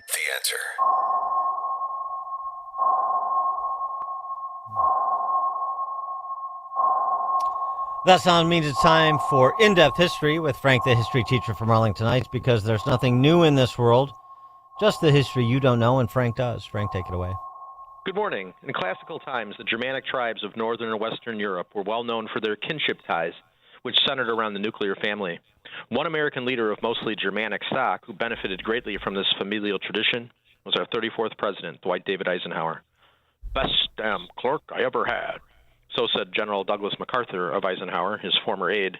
But the teenage Dwight almost never made it to the Army as a septic infection in his leg led to an amputation order from his family doctor. But his 5 strong brothers stood guard at the family house in Abilene, Kansas, to prevent this, as Dwight said he'd rather die than lose a limb. Luckily, it healed, and the world was better off for his calm demeanor as president during the early stages of nuclear weapons development in the Cold War. After ending the costly Korean War, Eisenhower faced several inflection points at which his presidency and the world might indeed have taken a turn for the worse, especially in 1956 when he stared down all sides in the Suez Crisis, and he also refused to risk a larger conflict with the Soviets over the Hungarian Revolt. Ike also managed well the transition in Russia from Stalin to Malenkov and then Khrushchev, and he refused to send our Air Force to Vietnam in the proposed Operation Vulture to rescue the French as they were losing their empire at the Battle of Dien Bien Phu. In Persia, though, Eisenhower did intervene, toppling the Mossad government in 1953 and installing the Shah as the leader of Iran, who was then overthrown by the Ayatollah in 1979, eventually leading to the hostage crisis. President Trump cited this, along with the Marine bombing in Beirut in 1983, as pretext for our current strikes, which have been carried out with such precision and perfect timing across multiple sites. Indeed, I wonder what Eisenhower, who warned about the power of the military-industrial complex in his farewell address in January 1961, would think of the massive power that our techno-surveillance state has and its seeming ability to hit targets anywhere in the world, anytime it pleases. Very good, Frank. I mean, I got a little distracted there because when you mentioned the Battle of Dien Bien Phu, my mind immediately raced to we didn't start the fire. Right. Oh, that's right. That's in there. You're right. Dien Bien Phu Falls, Rock Around the Clock, Einstein, James Dean, Brooklyn's Got a Winning Team, Davy Crockett, Peter Pan, Elvis Presley, Disneyland, Bardo, Budapest, Alabama, Khrushchev, Princess Grace, Peyton Place, Trouble in the Suez. That's right. Billy Joel. Thank you. Great song. Thank you. Great song. Thank you. You did it well. Thank you very much. Was that part of your band that you had in college? No, just a Billy Joel fan. I see. Glass Houses, one of the great albums of all time. Indeed. So, all right, so give us your 15 seconds on the Iranian strikes. Frank from Arlington Heights gives thumbs up. Well, in general terms, but qualified. I'm afraid of just the power we have. In the wrong hands, our Constitution is a dead letter. It really is. This is massive power that we have to be able to do what we have done. So. Indeed, Frank. Sobering thoughts, as always. Very good. Coming up at 7:07, we'll talk to Brian Westbury about the potential economic impacts of a 4-week war. 1,000 enemy combatants killed. I'm Dave Anthony, Fox News. That's what Israel now says on the 4th day of war with the U.S. targeting Iran, where the supreme leader's also been taken out. 6 American troops have also been killed, 18 wounded, and as Iran fights back. The entire region now engulfed in part of this conflict. Overnight in Riyadh, Saudi Arabia, 2 drones struck the U.S. embassy. It was empty at the time, but flames were seen rising from the building. As this is taking place, other Gulf countries, including Kuwait, Qatar, and the UAE, are still taking incoming Iranian fire. The State Department is calling on all Americans to leave more than a dozen countries in the region, but that's difficult in some places with air travel limited. More than 1,000 flights canceled again today.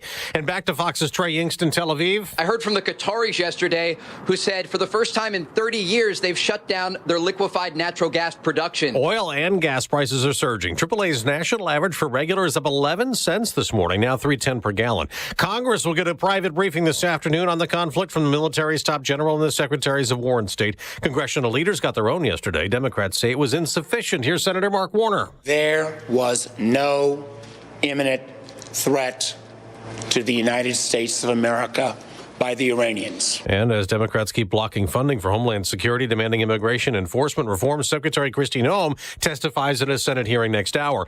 The polls are opening now in most of Texas on this first primary day, 8 months before the midterm elections. And this is the biggest contest. Incumbent Senator John Cornyn facing a challenge from several Republicans, including Congressman Wesley Hunt and Texas Attorney General Ken Paxton, who tells Fox. In order to get out without a runoff, you have to get 50% plus one vote. So it's like you're playing basketball. It's like I'm playing basketball against 7 people and they can all score. The top 2 in the GOP Senate primary in Texas may square off in a May runoff. On the Democratic side, Congresswoman Jasmine Crockett faces State Rep James Tallarico. Primaries today also in Arkansas, North Carolina. America's listening to Fox News. WIND, Chicago. Good morning. It is 34 degrees here in Chicago on AM 560, The Answer. I'm Stace Keene in the QC Kinetics newsroom. A new study has found that Chicago police disproportionately use force against Black Chicagoans, and officers level greater measures of it against minority residents. Jim Talamonte has more. Social scientists from the University of Texas San Antonio and the University of Pennsylvania studied upward of 8,000 incidents over a 4-year period where force was used, including that 73% of all such incidents it was directed at a Black resident. Researchers for the study were hired by CPD brass as part of their effort to comply with the federal consent decree instituted in 2017 to monitor officers. The ACLU's Alexandra Block argues the effort lacks substance. We suspect that a lot of the problem is over-policing, that police are just initiating encounters with members of the community that they don't need to. I'm Jim Talamonte. Governor J.B. Pritzker says President Donald Trump is once again sidestepping the Constitution and failing to explain why he's taking the United States into another war. After the president ordered military combat operations in Iran over the weekend, Pritzker said in social media posts that Trump had no justification for the attacks, no authorization from Congress, and no clear objective. The Democratic National Committee has narrowed down the number of cities in contention for the 2028 convention to 5. The convention will be held in August of 2028 with Chicago, Atlanta, Boston, Denver, and Philadelphia all in the running to serve as the host city. Chicago hosted the DNC's 2024 convention, while Boston, Denver, and Philadelphia have all hosted over the last 22 years. News is a service of Steiner Homes. Building homes is more than a business, it's a calling. Family-owned and dedicated to building custom homes with care, integrity, and craftsmanship that you can trust. Visit SteinerHomesLTD.com. That's SteinerHomesLTD.com. Northwest Indiana's leading home builder, Steiner Homes. Love where you live. A check of the roads is coming up in 2 minutes on AM 560, The Answer. Larry Elder sees a glaring difference. The numbers of deportations under Obama, they were greater than under Trump. The alleged abuses by ICE also took place under Obama, except only more so. So everything you say about what ICE is doing, people like the ACLU and other human rights organizations complained was taking place under Obama. The difference is the media did not care. The Larry Elder Show. Weeknights at 8, right before Sean Hannity at 10 on AM 560. The Answer. Hey, Chicagoland, it's Jeff from Jeff Buys Your House. If you recently inherited a property, you're likely navigating a lot right now. Loss, family decisions, and maybe some difficult conversations. And now there's a house to figure out. Here's what we've learned from helping hundreds of families since 2007. Every inherited home situation is different, and we're not here to judge. We're here to help. Our veteran-led team has seen it all. Houses that need major repairs, properties full of a lifetime of belongings, and families that just want a simple solution so they can move forward. Here's what you need to know. You don't need to repair anything or clear anything out. We'll give you a straightforward cash offer with no obligation, and you choose the closing timeline. Simple, respectful, straightforward. If you need guidance on your next steps with an inherited property, we are here for you. Call 630-895-9530. That's 630-895-9530 or jeffbuysyourhouse.com. My name is Whitney Allen, and I'm a widow. My husband, Ryan, died. We never thought we'd ever have to use life insurance, but the unexpected happened. With Ethos, signing up was fast and 100% online. You can get a quote in seconds, apply in minutes, and get same-day coverage. No medical exams, and you can get up to $3 million worth of coverage. I'm grateful we were prepared. Get your free quote at ethos.com/term. That's ethos.com/term. Paid spokesperson. Time spent on application may vary. Online health questions required.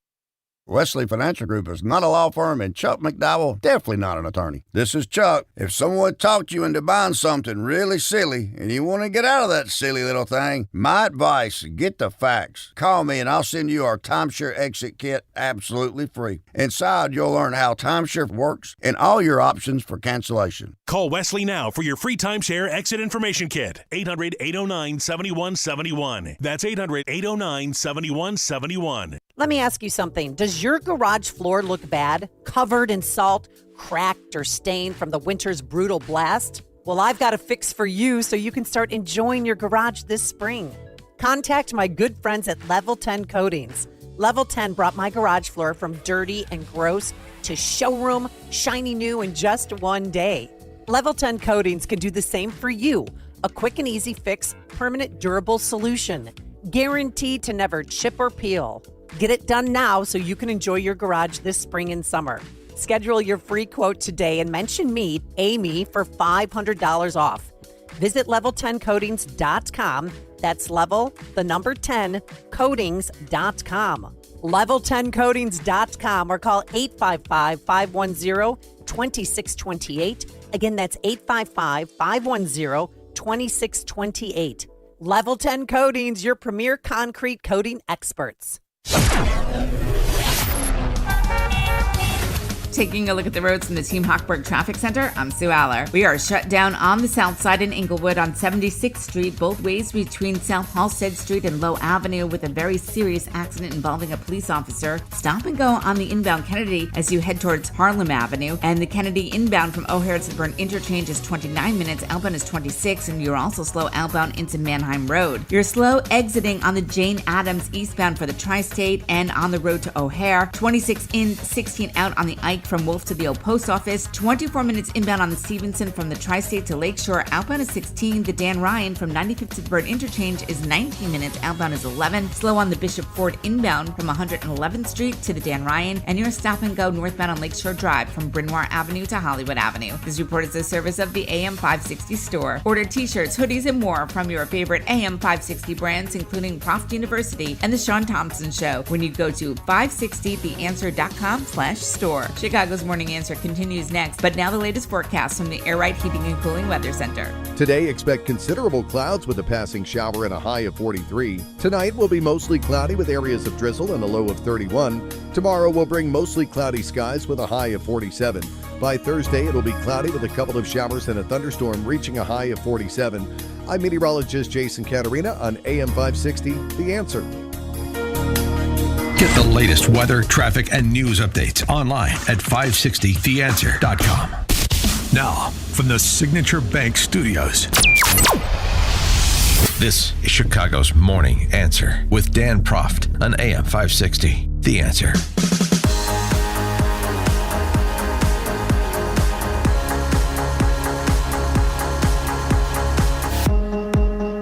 Top of the morning, Dan Proft here. Again, President Trump yesterday providing sort of a timeline for the strikes against the Iranian regime in pursuit of the objective of destroying their ballistic missile program and preventing their restart of nuclearization. 4 to 5 weeks. And don't worry, he's not going to get bored as this proceeds.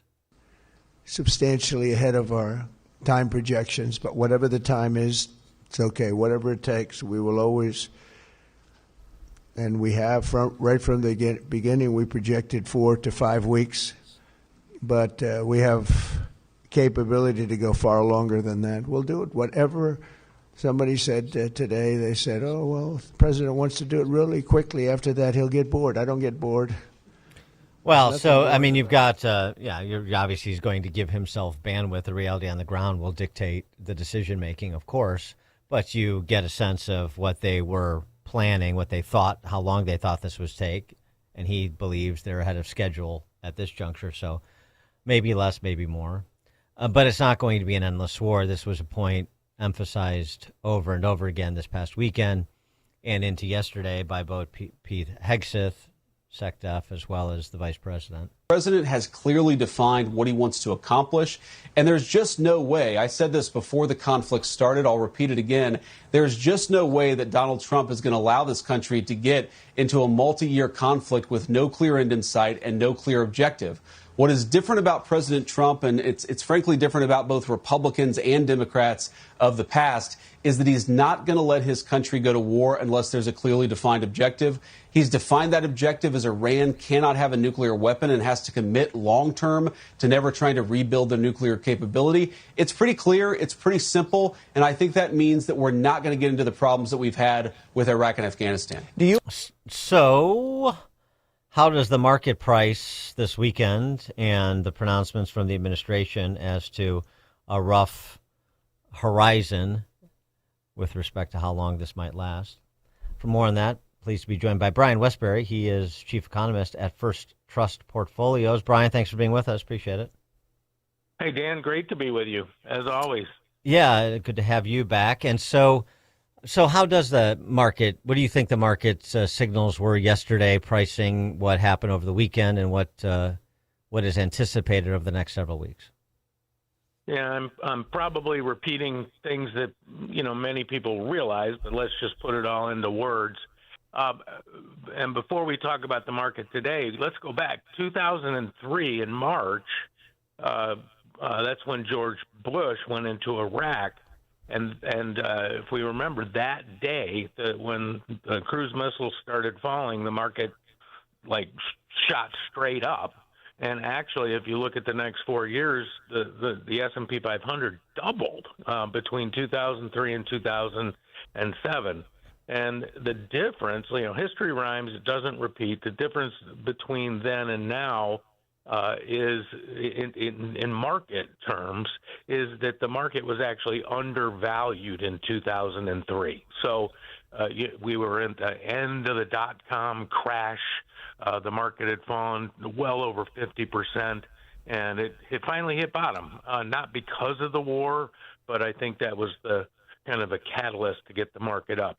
Yesterday, we start war in Iran, the market's down overnight, and the NASDAQ ended up yesterday, and I think that's because of really how well, if you will, things had gone. As the news trickled out that we had basically decapitated the leadership of Iran, it looked like, not only was the war going, better than anybody expected, and obviously we just found out about this war 36 hours ago, but I think that's why the market was up. Overnight now, the NASDAQ is down almost 2%. We've gone nowhere in this market for 2 years, and I'm going to call that for three reasons. Number one, this time, instead of like 2003, the market is actually overvalued.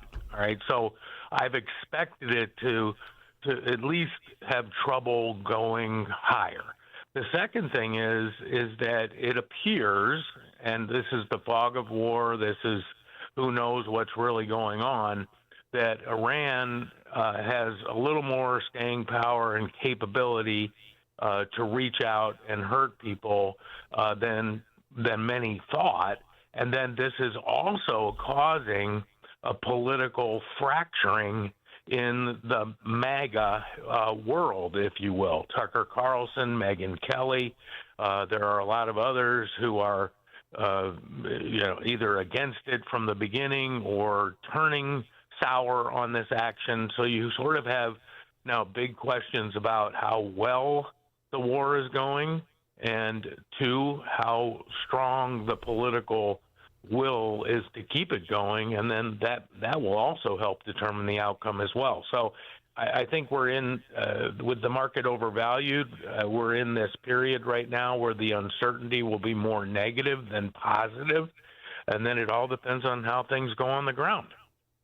Yeah, although, I mean, the whatever the conventional wisdom is the conventional wisdom, the collective attitude of the market, this blob called the market. But I mean, I actually think if that's, I would actually sort of buy into that. If that's the prevailing attitude that is causing market declines, because I actually don't really think. I think the Iranian response has been surprisingly anemic to this point. You have the Gulf states consolidating around America, which is, I mean, as we saw over the weekend. When was the last time you saw Iranian flags, Israeli flags, and American flags all being flown in the same place, and none of them were on fire? So that and Tucker Carlson and Megyn Kelly notwithstanding, boy, if their sort of knee-jerk anti-Israel neo-isolationist sentiment is enough to drive stock prices down, then boy, I vastly underestimated those two. No, I'm not. I'm actually not saying those exactly. I'm just saying they're representative. Yeah. No, I get that. I get that. Two big questions. How well is it going on the ground, and two, can the political coalition, if you will, hold together? I'm actually with you, and let me spell it out and actually back up a little bit. This is going to sound weird, but America was founded because we wanted freedom from feudalism. I mean, here we are, 250th year anniversary. We wanted away from despots and kings and earls and dukes and people telling us what to do. Ayatollahs, right. Ayatollahs, all of that. And when I look at the world over the last 20, 30, 40 years, there's really three groups that are trying to hold back America and capitalism. And I would call number one bureaucrats. And a lot of those are European centered, so the EU, the UN, WHO, NATO, and then I would add U.S. Bureaucratic state into this as well. And they all tie us down like Gulliver and the Lilliputians. They're putting regulations and all this stuff and cleaning all these things to hold America back. The second group is the axis of evil. It's China and Russia and Iran and North Korea, and they are obviously willing and able to at least pressure the United States, and they come right at us into our face. And then I would argue the third group is these massive cartels and gangs who now have their own armies. And so I look at these three groups who want to, in a sense, either use capitalism and its wealth to get wealthy themselves, like the gangs and the cartels, or tie capitalism down because they can't compete. And when I look at President Trump and what he has done, he's gone after all of these. And what he said is that, no, we're going back to our roots. We want our freedom. We don't want to be tied down with regulations from international groups. We don't want to have this axis of evil threatening us every day and thinking that they control the world. We don't want these gangs and cartels killing our children and putting drugs into our system. And we're going to fight back in all those ways. And I call this a great reset. And if it works, it will be magnificent for this country. It is, but every one of these groups is going to fight like hell to keep us from doing that, because they've gained power over recent decades, and they've succeeded in their goals and tying us up and forcing us into the Paris Accord and all of these things, and slowly but surely we're breaking those bonds, and my belief is that this is part of that. So I'm supportive of what we're doing, but I think the bigger picture is that at the end, if we are successful against all three of these groups, we will have more freedom and more power from capitalism in the future than we have today. Right, sort of we have a common sense counter-revolution going on, and then this is another way to frame it as sort of the counter Great Reset. Right. That's going on to the Great Reset, which is essentially a neo-Marxist revolution that they're attempting to foist upon the West, all those forces, these illiberal forces. And it really is just a a story that's certainly as old as America, but really as old as humanity, right? It's illiberal forces versus small L liberal forces. Yep, that's exactly right. I mean, think back COVID, 4 years ago, 3 years ago, Boris Johnson, Angela Merkel, Joe Biden, Kamala Harris, they were all using that phrase, build back better. And what that meant is, more international cooperation, open borders, more power to international groups like the WHO and NATO and UN, and in other words, subservience by the United States to the climate change agenda, all of that kind of stuff. And this action in Iran is huge. But I believe economically, one of the biggest things we did, and what President Trump has done, is really cut back on the support that we were giving to the environmental, clean, green energy area. It's hundreds of billions of dollars a year. It was estimated that the world spent $16 trillion in green energy projects, and we didn't lower the temperature by a tenth of a degree. Nothing happened. And we've stopped a lot of that. Biggest fraud in human history, Trump has called it. Right? Yeah, and I think he's right. And I was calling it that 10 years ago, and I would get thrown out of places for doing it. And now I think people realize that it really is. But we're finally doing something about it. And I would put this into this. Now, this is war. We've lost lives. Do not hear me. No one should hear me as not caring about that at all, because Iran, the mafia, I'll just add one more historical fact. We started the Bureau of Investigation in 1908 in America to fight corruption in government. And then it kind of morphed into the FBI, and then it was fighting the mafia. And if you think about the mafia, they are willing to break your leg unless you pay them $1,000 a week. And if you won't fight them, and you're kind of stupid to fight them, because they'll go to the mattresses, they'll do anything they want and can to hurt you. And people end up paying $1,000 a month, and it slows down the economy. And so we needed and then they corrupted the police forces, and that's why we needed the FBI. And so I think I would put Iran in that bucket. They're willing to hurt people. October 7th would be the biggest example of that lately. They're willing to hurt people, and if you're not willing to fight back with a force that is powerful enough, then what you end up doing is succumbing to their evil, to their illegality, to just like the mafia, and you will also get corrupted if you let yourself be. And I think. Yeah, go ahead. No, I was just there's also something, it seems to me, about Trump that probably is underestimated by most because of all the bluster around him, and that is when he looks at say Gaza, and sees what could be the what could be the Riviera of the Mediterranean, and he comes up with these, these drawings about, this golden city on the sea, and people sort of laugh it off.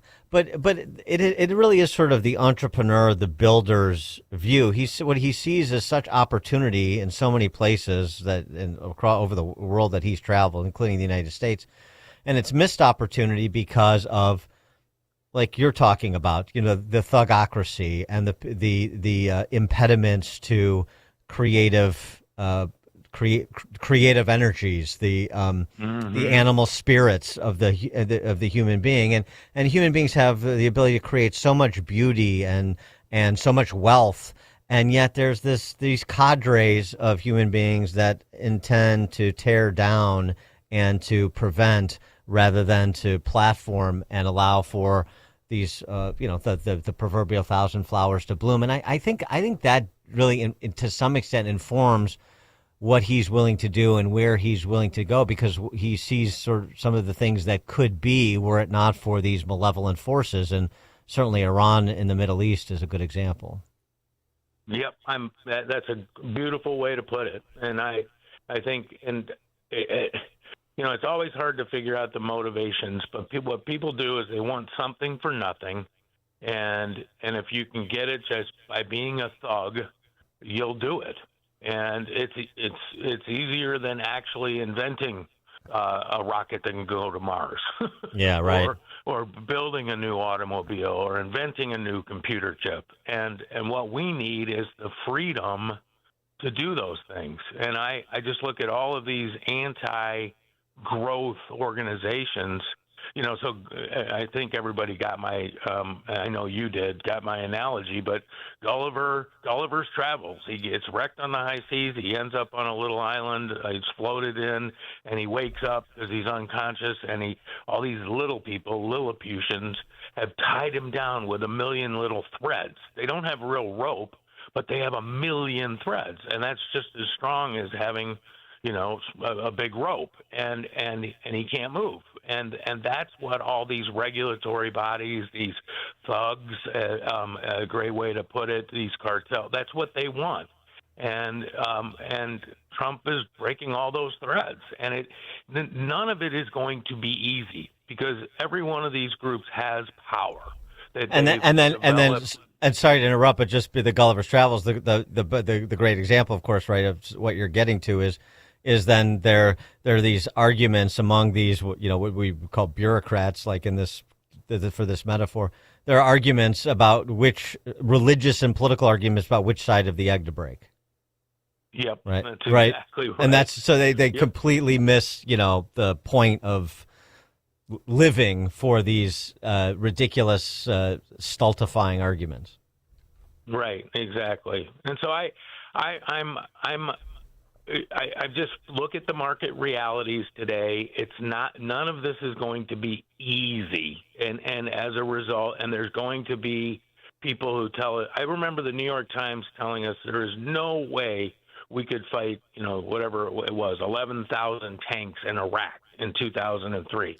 And it might have been 3,000 tanks. I can't remember the number, but I'm like, clearly the New York Times has never heard of the Warthog A-10 airplane, because, and those tanks lasted about 8 hours, so, but that's what we're going to hear. There's no way. They still have 10,000 missiles. They still have whatever power they have. And we're going to, all of this uncertainty, and actually people who are going to use it to try to make us less willing, it's going to cause the market to worry, and that's what we're seeing today. When the market opens today, it's going to be down.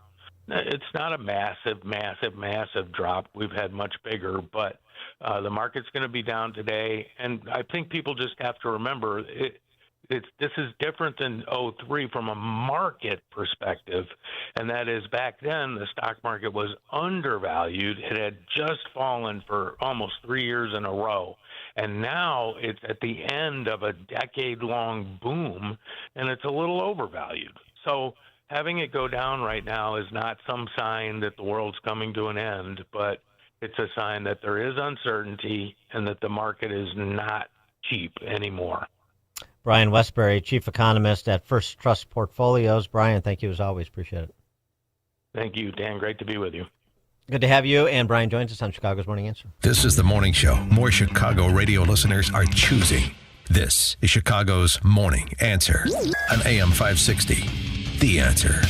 Chicagoland certified financial planning professional Tim Stearns discusses taxes in retirement. Most people are paying more in taxes and keeping less of their money to live and do what they enjoy. That's why we've put out the retirement tax bill calculator online. You can see with your own eyes just how much you might be overpaying. It's a valuable tool, $500 value, but we made it free for you to view and run your own numbers at MVPCFP.com. That's MVPCFP.com. To run your retirement tax bill calculator, go to MVPCFP.com. Investment advisory services offered through Cornerstone Securities, LLC. Welcome to another edition of Tuesdays with Tim. My friend Tim Stearns, a certified financial planner with TJ Stearns Financial Planning in Arlington Heights. Tim, how are you? Welcome back. Doing well. Thanks for having me. So, Tim, let's check in on how you've been helping clients achieve financial security and peace of mind. Perhaps you have a story or two, a success story or two, an example of how you've helped clients recently. I remember I had a neighbor who, believe it or not, was a longtime listener to your show. And he had come up to me in the yard and said he wanted to stop and smell the roses and kind of get out of his job. He was done taking the train downtown to Chicago every day and basically working 60 hours a week for a company that didn't really care about him or his family. So we started running numbers, and lo and behold, he was able to retire 5 years earlier. He's now 12 years retired. He's a grandpa. He's loving life. He too needed a protect and grow blueprint, and he had to make sure he wasn't leaving anything to chance for their future.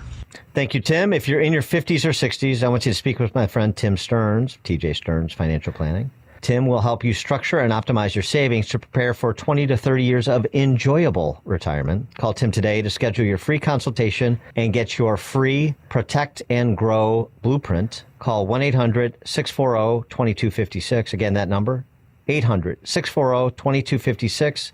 Tell him I sent you when you call Tim at 800-640-2256. AM 560, The Answer. Crime is down in Chicago. Well, certainly not on the CTA. Assaults and batteries, 24-year high. Assaults and batteries on the CTA, 24-year high in 2025. We'll start there with Mark Lennon, wirepoints.org, all things Illinois policy related. 7:37, now we check the headlines. Good morning. It is 34 degrees here in Chicago on AM 560, The Answer. I'm Stace Keene in the QC Kinetics newsroom. A state lawmaker is proposing a commission to investigate the ties convicted sex offender Jeffrey Epstein's trafficking network had with Illinois. State Representative Abdel Nasser Rashid said the bill would establish the Epstein Files Investigation Commission, which would be charged with examining crimes involving people and institutions subject to Illinois law. The League of Women Voters Chicago activist Jane Ruby says Illinois must act if the federal government will not pursue truth and accountability. If justice remains a locked door in Washington, then let our state be the battering ram. Let Illinois lead the way. Other states will follow. Police responded just before noon yesterday to a report of an injured person at an office complex on Sanders Road in Glenview. The person was taken to the hospital, and authorities did not immediately release any details about those injuries. A suspect was later taken into custody in Niles after officers conducted a traffic stop with assistance from multiple agencies. This news report is a service of the AM 560 mobile app. Listen to AM 560 on your smartphone or mobile device when you download the AM 560 mobile app at 560theanswer.com/mobile. A check of the roads is coming up in 2 minutes on AM 560 The Answer. How prices come down. GDP growth last quarter, 4.4%, 4.3%. People's incomes are rising faster than inflation. Everything is driven by gas prices. Everything has to be transported. So when people are paying far less now for gas than they were 5 years ago, it is a huge, huge boost to the wallet. And I think Trump deserves a lot of praise for this. The Larry Elder Show. Weeknights at 8, right before Sean Hannity at 10 on AM 560. The Answer. It's Reveille.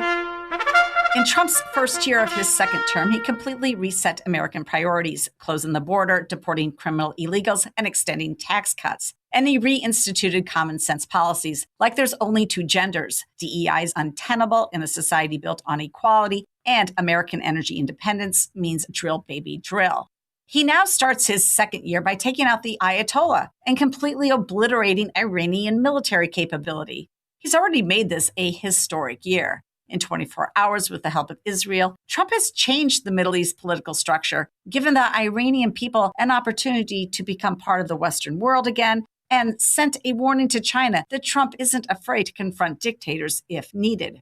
Across the United States and in other countries, Iranian expats were recorded dancing in the streets and praising Trump's actions. At the same time, Illinois Democrat leaders, Senators Durbin and Duckworth, Reps Kelly, Caston, Quigley, and others, and of course J.B. Pritzker, were essentially calling Trump a warmonger and demanding that only Congress make the decision to go to war.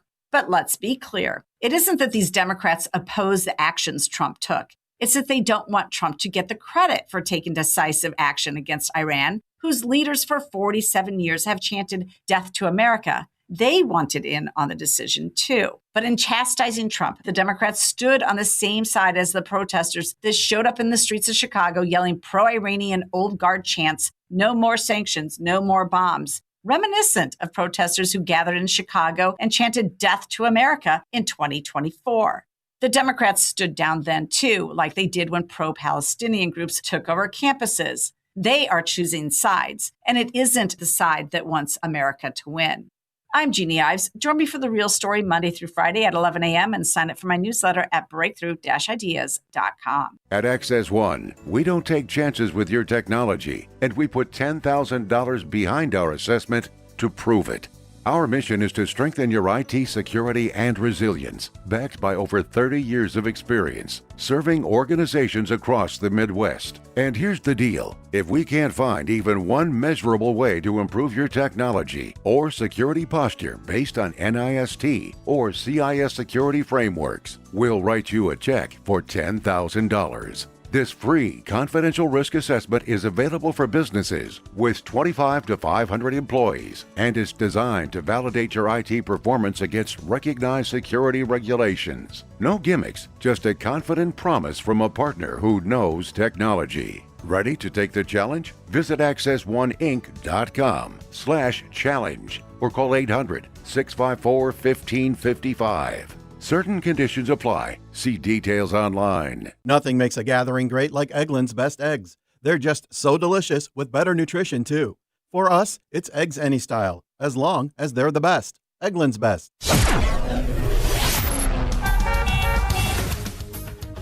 Taking a look at the roads from the Team Hochberg Traffic Center, I'm Sue Aller. Inbound on the Edens from Lake Cook to Montrose, 19 minutes, 16 on the reverse side. The Kennedy is 37 minutes. Inbound from O'Hare to the Byrne Interchange, 36 outbound. The I-45 in, 20 out from Wolf to the Old Post Office. Inbound Stevenson is 44 minutes from Veterans Memorial to Lakeshore. Outbound is 23. You've got 26 minutes inbound on the Dan Ryan from 95th to the Byrne Interchange. Outbound is 11, and it is a stop-and-go ride on the northbound side of Lakeshore Drive between Bryn Mawr Avenue and Hollywood Avenue. This report is sponsored by Wendy's new Girl Scout Thin Mints Frosty Fusion. Wendy's new Girl Scout Thin Mints Frosty Fusion is here with a mint chocolate sauce. This treat was designed to be loved, but be sure to get the new Thin Mints Frosty Fusion soon, because just like Girl Scout cookie season, it won't be here forever. Plus, don't forget to order your fave cookies on girlscoutcookies.org. Limited time only at participating U.S. Wendy's and Girl Scouts of the USA. Chicago's Morning Answer continues next, but now the latest forecast from the Air Right Heating and Cooling Weather Center. Today, expect mostly cloudy skies with a passing shower and a high of 43. Tonight will be mostly cloudy with areas of drizzle and a low of 31. Tomorrow will bring mostly cloudy conditions with a high of 47. By Thursday, it will be cloudy with a couple of showers and a thunderstorm reaching a high of 47. I'm meteorologist Jason Caterina on AM 560, The Answer. Get the latest weather, traffic, and news updates online at 560theanswer.com. This hourly segment is brought to you by Destination Retirement with Robert Kuhn. Tune in Sunday mornings from 11 to 12 for Destination Retirement with Robert Kuhn, sponsored by Kuhn Capital Partners in Oak Brook. Now, from the Signature Bank Studios. Insert Democrat socialist here. Runs the Democratic House for 30 plus years running. He's promising this and he's stealing that. Where can you get that kind of money? He's using your house like his own piggy bank.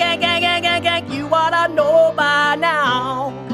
You can pay off your house here in Illinois, but you can never keep up with the taxes. Oh, how it's always been the plan to have a taxpayer pay, no doubt. Not a matter of if anymore, but when. Out. I said when you move Top of the morning. That theme music means it's time for our weekly conversation with the WirePoints boys. WirePoints.org, all things Illinois policy related. And this is just delicious. Oh, man. I know some of you have become skeptical that anyone other than Ghislaine Maxwell and Jeffrey Epstein, I suppose, in a certain sense, will be held accountable for the depravity that took place on his island and elsewhere, this trafficking operation or sex slave operation, this exploitation of young women. and including ostensibly underage women, girls, so pedophilia, of which Epstein was convicted effectively. I know you think that all hope is lost, but I'm here to tell you it's not. You know why?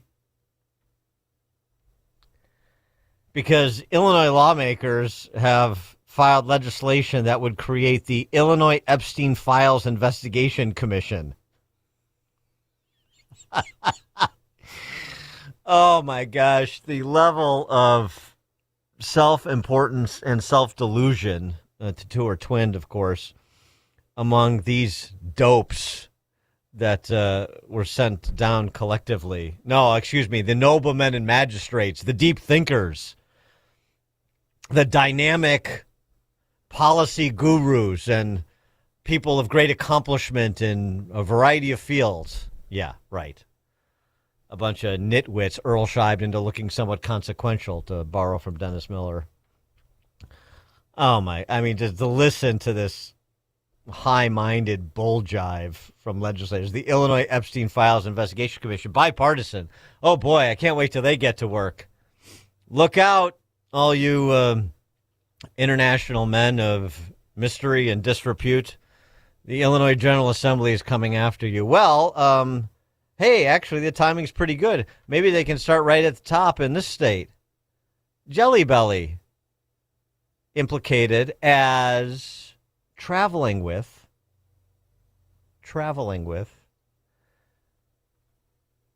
Slick Willie on the Lolita Express.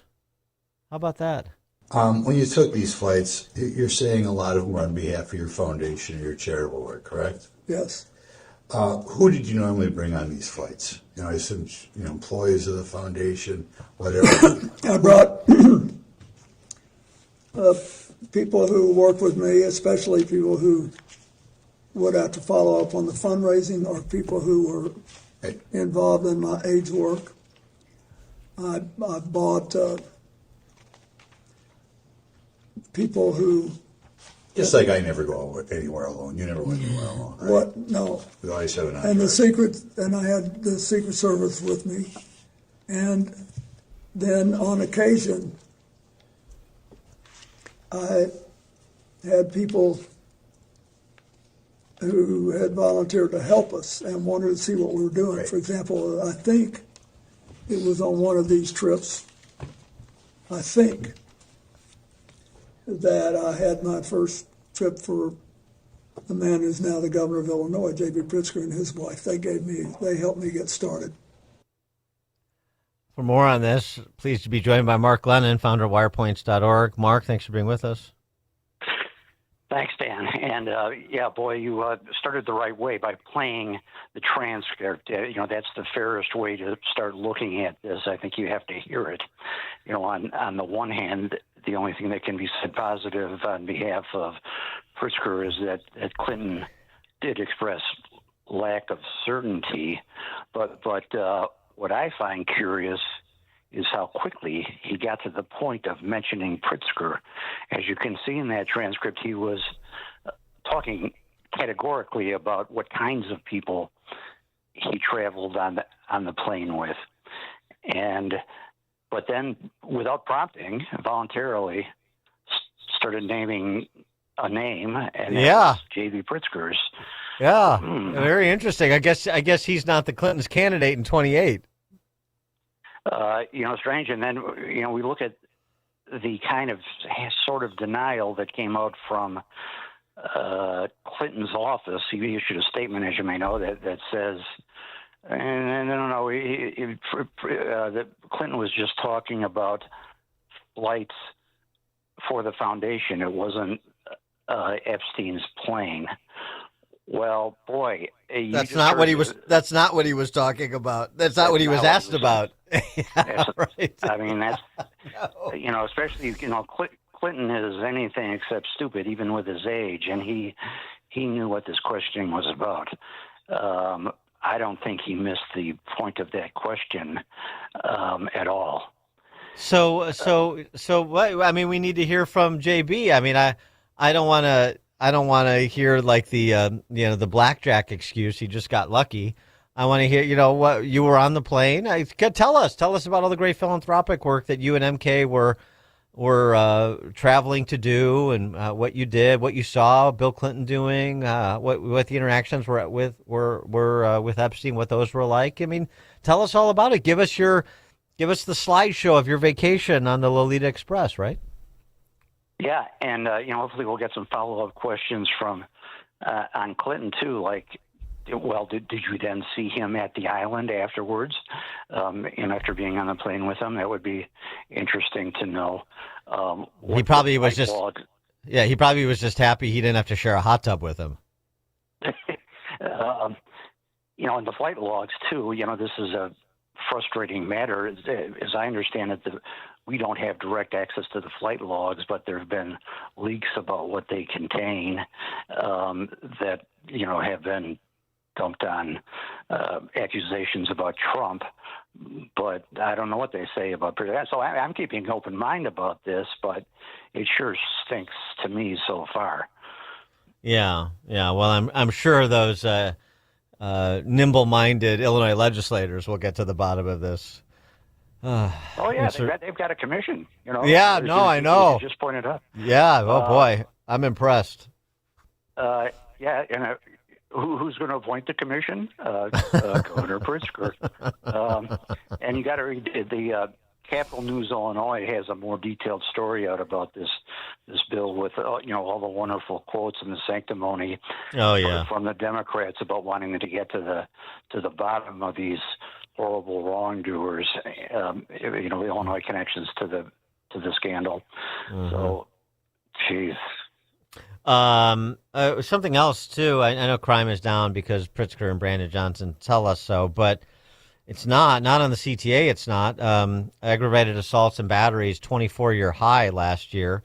And probably because of stories like this. Chicago man is accused of robbing a Red Line passenger last week while on electronic monitoring for robbing another CTA passenger last year. Incredibly, he was on electronic monitoring at the time of the last robbery last year as well. Electronic monitoring, robbery, electronic monitoring, robbery, and you just rinse and repeat. Maybe that's why you see the spike in crime on CTA. Yeah, and it's really good to see that we're starting to dig down into the details of where the crime is. On the CTA, that's a big one because, the working class has to rely on this. This is probably why despite these overall drop numbers in crime, you have a lot of people saying, what drop in crime? I'm still scared to death. It's because they got to go on travel on these things to get to work. And, this goes to the problem of empty offices in Chicago and Chicago's other problems. You got to have a safe transit system. And I'm really glad somebody's starting to focus on this specifically. I wanted to get your take. We talked about this a bit yesterday with our friend Chris Whalen from New York, because this is not limited to Chicago, or Illinois. But this whole affordable housing, I would call Section 8, this whole push for, Section 8 2.0 here, the zoning overhaul, the subsidies sure to follow, to build quote-unquote affordable housing to deal with the quote-unquote housing affordability crisis? Yeah, people got to wake up to this. This hasn't gotten the attention that it has, but usurping local government's authority over zoning is a very dangerous trend, and you can trash a lot of suburbs real quickly with this kind of nonsense. And by the way, the most interesting story about that is Minneapolis, which implemented this kind of rule. And there's probably 7 or 8 years ago, and there's a Federal Reserve study that says you didn't get any results, and the primary the one supposedly good result is that rents drop, but they say, well, yeah, rents drop because there's no demand. Nobody wants to live in the areas anymore. Suburbanites especially better wake up to this and kill this proposal fast. Well, it's interesting because the Metropolitan Mayor's Caucus, which represents about 275 munis across Northeast Illinois, are jittery, and it's not just the well-heeled enclaves either, like the North Shore. They're jittery about this. I mean, it has a feeling like the housing version of the Safety Act, where you're going to come in over the top, and the suburbs are going to be left to fend for themselves. Because the idea is, as we saw when the projects came down and they scattered Section 8 housing around Chicagoland, disproportionately the Southland, which destroyed a lot of those communities. Certainly that was part of it. That's what you have suburbanites. The suburbs have been having these fights on a one-off basis from quote unquote affordable housing advocates in upscale communities and that want to do something like that, basically have subsidized housing in the community, and there's fights at the local level.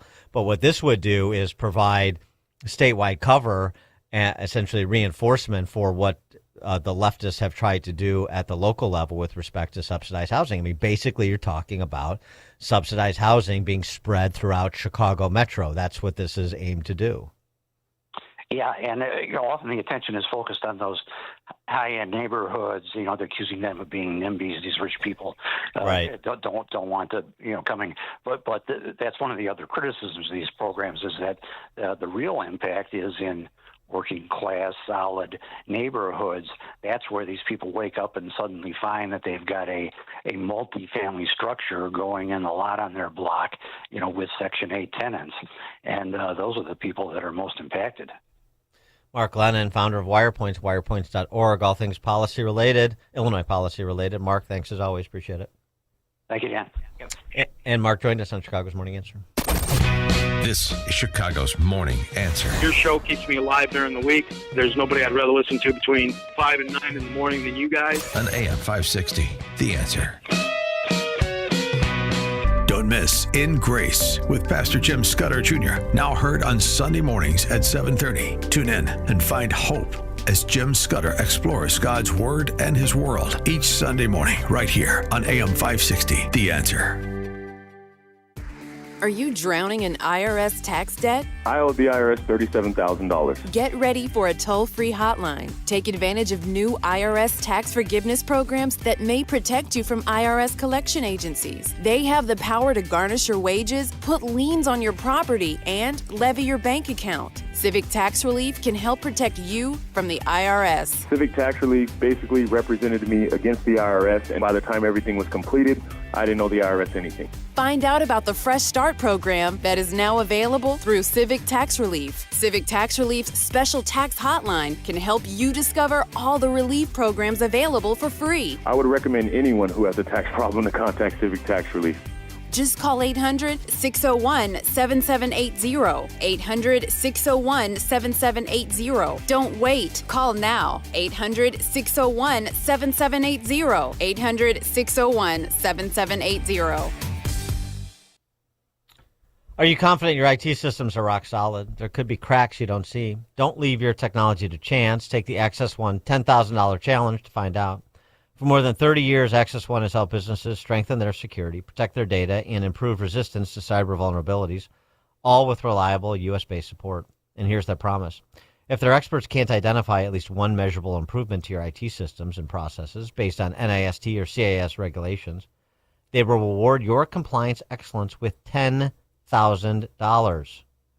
This free, confidential risk assessment is available to businesses with 25 to 500 employees.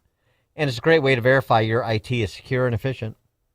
No gimmicks here, just proven results from an experienced IT partner. Are you ready to put Access One to the $10,000 test? Visit accessoneInc.com/challenge or call 800-654-1555 to schedule your risk assessment today. Again, that's Access One, spell out the number 1, O-N-E, accessoneInc.com/challenge or call 800-654-1555. Certain conditions apply. See details online. Welcome back to Ask Hasselus. I'm Weston. What's your question? Have you seen my husband? No. My husband is hot. Okay. And he just keeps getting hotter and hotter. I'm sorry to hear that.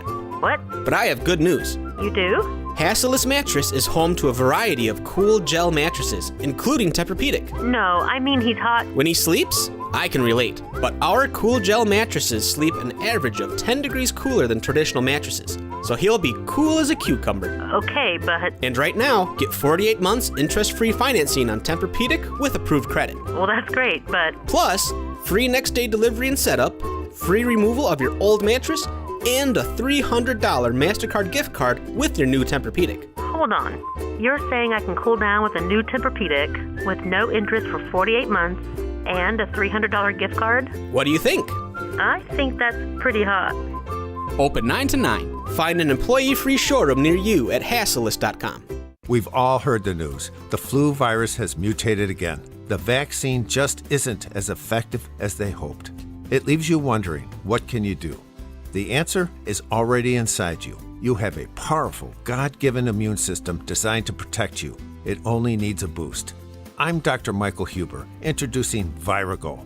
Virago harnesses the synergistic power of quercetin, fistin, and 21 other natural nutraceuticals. This unique blend actively boosts your immune system. It works in harmony with your body, creating a natural fortress against the viruses. So give your immune system a boost. Take Virago, the immune enhancement cocktail. Order your bottle of Virago. Visit myvirago.com. That's myvirago.com. Use coupon code IMMUNE to save 30%. myvirago.com. Coupon code IMMUNE. Virago and Maha. Making America healthy again. My name is Whitney Allen, and I'm a widow. My husband, Ryan, died. We never thought we'd ever have to use life insurance, but the unexpected happened. With Ethos, signing up was fast and 100% online. You can get a quote in seconds, apply in minutes, and get same-day coverage. No medical exams, and you can get up to $3 million worth of coverage. I'm grateful we were prepared. Get your free quote at ethos.com/term. That's ethos.com/term. Paid spokesperson. Time spent on application may vary. Online health questions required.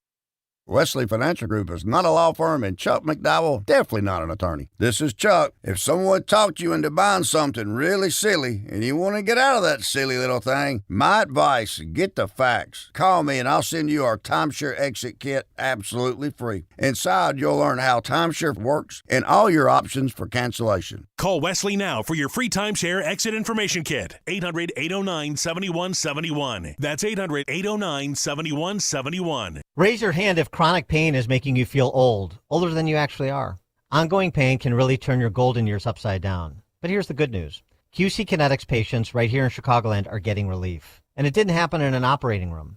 Dr. Caravelli and QC Kinetics medical professionals use the latest regenerative treatments backed by real science, treatments that take the tiny, powerful healing tools inside your body and concentrate them right where you need relief. That's how Mike is training for a marathon. Patrick's golf game is on fire again, and Andrea's back in her garden. These are real QC Kinetics patients. The sooner you start, the sooner inflammation and pain eases, and the sooner joint damage slows down. So don't wait. Find out if you're a candidate for QC Kinetics regenerative treatments, and tell them I sent you when you do. Your visit and consultation free. Call now, 312-827-6261. Again, 312-827-6261. Call QC Kinetics at 312-827-6261.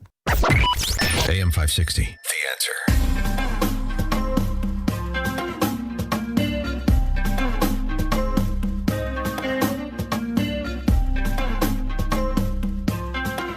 All right, coming up at, in the 8 o'clock hour, first up, we've got Dr. Zuhdi Jasser. And then at the bottom of the hour, we have Leah Leibovitz. So obviously we'll be talking war and peace in the Middle East and get their reviews of what President Trump and his senior leadership team had to say yesterday. It is now 8 o'clock on AM 560 WIND Chicago. The U.S. and Israel keep attacking Iran, which keeps retaliating. I'm Dave Anthony, Fox News. The Iranians have been firing ballistic missiles toward Israel throughout the morning. Fox's Trey Yingst in Tel Aviv has watched many get shot out of the sky by Israeli defense. And it wasn't clear if all of the incoming fire was taken down. Black smoke right now billowing on the outskirts of Tel Aviv. There is clearly a large fire wherever this is located. And as the U.S. and Israel keep attacking Iran's missile launchers, President Trump in a midnight post on Truth Social boasted the U.S. has a virtually unlimited supply of weapons. 6 American troops have died in the conflict, 18 wounded, and Iran keeps targeting U.S. facilities in the Middle East. 2 Iranian drones have hit the American embassy in Riyadh, Saudi Arabia, causing a limited fire and minor damage. The building was empty at the time.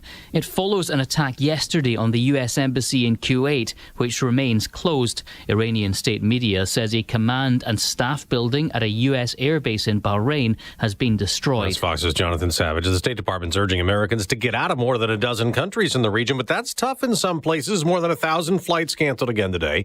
The Senate and then House will get a briefing on the conflict this afternoon, the day after congressional leaders got one. Republican Senator Tom Cotton just told Fox. I thought Secretaries Rubio and Hegseth, Chairman Kaine, and Director Ratcliffe did a very good job of laying out the intelligence and the current state of operations. But Democratic Senate Leader Chuck Schumer calls the briefing insufficient. That briefing raised many more questions than it answered. As Democrats keep blocking funding for Homeland Security, demanding immigration enforcement reform, Secretary Kristi Noem is about to address a Senate hearing on that. And Iran and... It's possible Noem will also discuss the man who opened fire in Austin, Texas, after he was killed and found with an Iranian flag on his shirt. Authorities, though, looking at potential terrorism ties. Nothing definitive in that investigation. Fox's David Spun. A third person has died from that shooting. America's listening to Fox News. Good morning. It is 34 degrees here in Chicago on AM 560 The Answer. I'm Stace Keene in the QC Kinetics newsroom. More than 100 people gathered in downtown Chicago on Monday evening to protest the war in Iran. Demonstrators assembled along Michigan Avenue, calling the conflict unwarranted and urging Congress to step in. Some of the speakers criticized President Donald Trump, saying that lawmakers should require congressional approval before further military action. Congress is expected to consider resolutions next week, which would require presidential approval before using force, though the passage of that remains uncertain. The search is continuing for a man who was dropped off at Chicago O'Hare Airport but never got to his flight. The father of 23-year-old Elijah Horde says he took his son to get on the flight back to France on Friday. But for whatever reason, he never took the flight. His bags wasn't registered and he didn't check in. So what we're thinking is he could possibly be floating around the airport or something like that. But again, that's like the last we've seen of him. He added that his son suffers from mental illness and was hesitant about returning to France after spending time here in Chicago. Elijah Horde is described as a 6'3", 220-pound African-American man who was last seen wearing a brown hoodie. And Amazon showcased its delivery drones yesterday as the company prepares to launch service in the Chicago area. Distribution centers in Markham and Madison are expected to serve as launch sites for the 83-pound aircraft, which can deliver packages up to 5 pounds within an 8-mile radius. Customers would select drone delivery at checkout and then choose a drop-off location on their property. Company representatives say the goal is to begin service this summer. News is a service of American Beam and Steel, structural repair licensed contractors for your home and business. Search for American Beam and Steel online to schedule your consultation directly with the owner, Mark. American Beam and Steel. A check of the roads is coming up in 2 minutes, but it's time now for the AM 560 Business Beat, a service of Signature Bank. I'm Charles Payne, and this is the Fox Business Report. Stock futures continue to slump as investors monitor developments in the situation with Iran, though there is encouraging news about a retail giant. Target is offering a solid forecast for this year and believes sales will grow. Though sales continued to slow in the holiday quarter, sales of food and beverages, beauty and toys improved in the period, and business has since picked up. Target shares up 3.5%. Crude oil prices are higher again this morning. Brent crude, the global benchmark, has topped $80 a barrel, though the Wall Street Journal says the U.S. is not as exposed to global oil markets as it was back in the 70s before shale drilling boosted domestic production and cut reliance on foreign oil. That's your Fox Business Report. I'm Ginny Coselda. Invested in you. Scott Jennings sees retribution. When people who have held immense power in this country start talking like this, when they sound desperate, when they sound unhinged, when they sound like they want to punish their fellow Americans, it tells you something deeper is going on out there. It's retribution for their enemies. This has become the norm for the Democratic Party. The Scott Jennings Show. Weekdays at noon, right before Hugh Hewitt at 2 on AM 560. The Answer. Take the journey of living a happy, successful, and meaningful life through God. Listen to It's Time with Dan Lights, Sunday mornings at 9 on our sister station, AM 1160. Hope for your life. Hey, it's Scott Jennings inviting you to join me on the unforgettable Gulf of America cruise happening this November 2026. Imagine it, turquoise waters, white sand, beaches, incredible food, and insightful conversations about the future of our great country. Mike Gallagher and I will dive into the issues shaping America as we cruise through some of the most stunning destinations while honoring the 250th anniversary of our nation. Text cruise to 94878 or visit scottjenningsshow.com and click the cruise banner to sign up today. Are you 65 or older and dealing with chronic knee or shoulder pain? You're not alone. At the Joint Relief Institute, we've helped thousands find real relief without surgery. Our non-surgical, FDA-approved treatment uses hyaluronic gel that acts like a cushion between the bones in your knee. As we age, the cushion naturally wears down, causing painful grinding and popping. But our gel restores that cushion, allowing your knee to move smoothly again. Ready to stop the pain and get back to doing what you love? Call the Joint Relief Institute at 708-315-6800. Again, that's 708-315-6800. Move better, live better with JRI.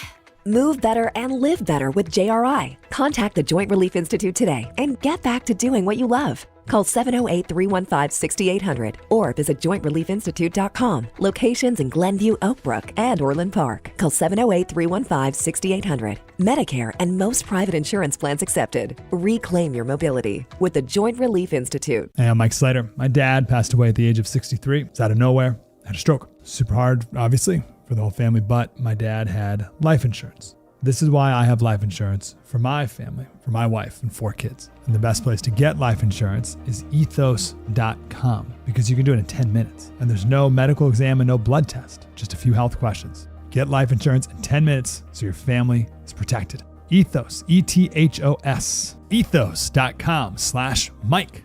Wesley Financial Group is not a law firm, and Chuck McDowell definitely not an attorney. This is Chuck. If someone talked you into buying something really silly and you want to get out of that silly little thing, my advice, get the facts. Call me and I'll send you our timeshare exit kit absolutely free. Inside, you'll learn how timeshare works and all your options for cancellation. Call Wesley now for your free timeshare exit information kit. 800-809-7171. That's 800-809-7171.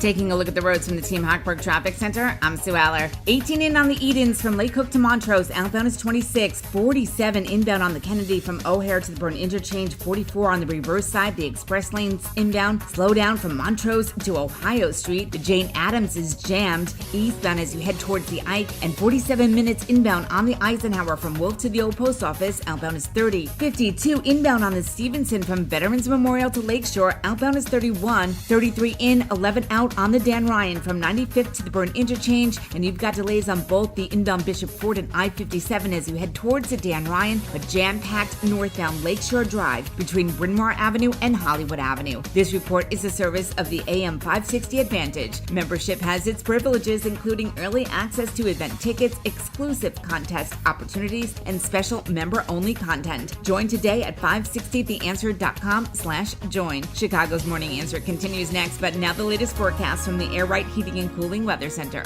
Today, expect considerable clouds with a passing shower and a high of 43. Tonight will be mostly cloudy with areas of drizzle and a low of 31. Tomorrow will bring mostly cloudy skies with a high of 47. By Thursday, it'll be cloudy with a couple of showers and a thunderstorm reaching a high of 47. I'm meteorologist Jason Caterina on AM 560, The Answer. Get the latest weather, traffic, and news updates online at 560theanswer.com. This hourly segment is brought to you by Goldilocks, offering smart security systems to homes and businesses. Call Goldilocks at 708-889-5600. Now, from the Signature Bank Studios, This is Chicago's Morning Answer with Dan Proft on AM 560. The Answer.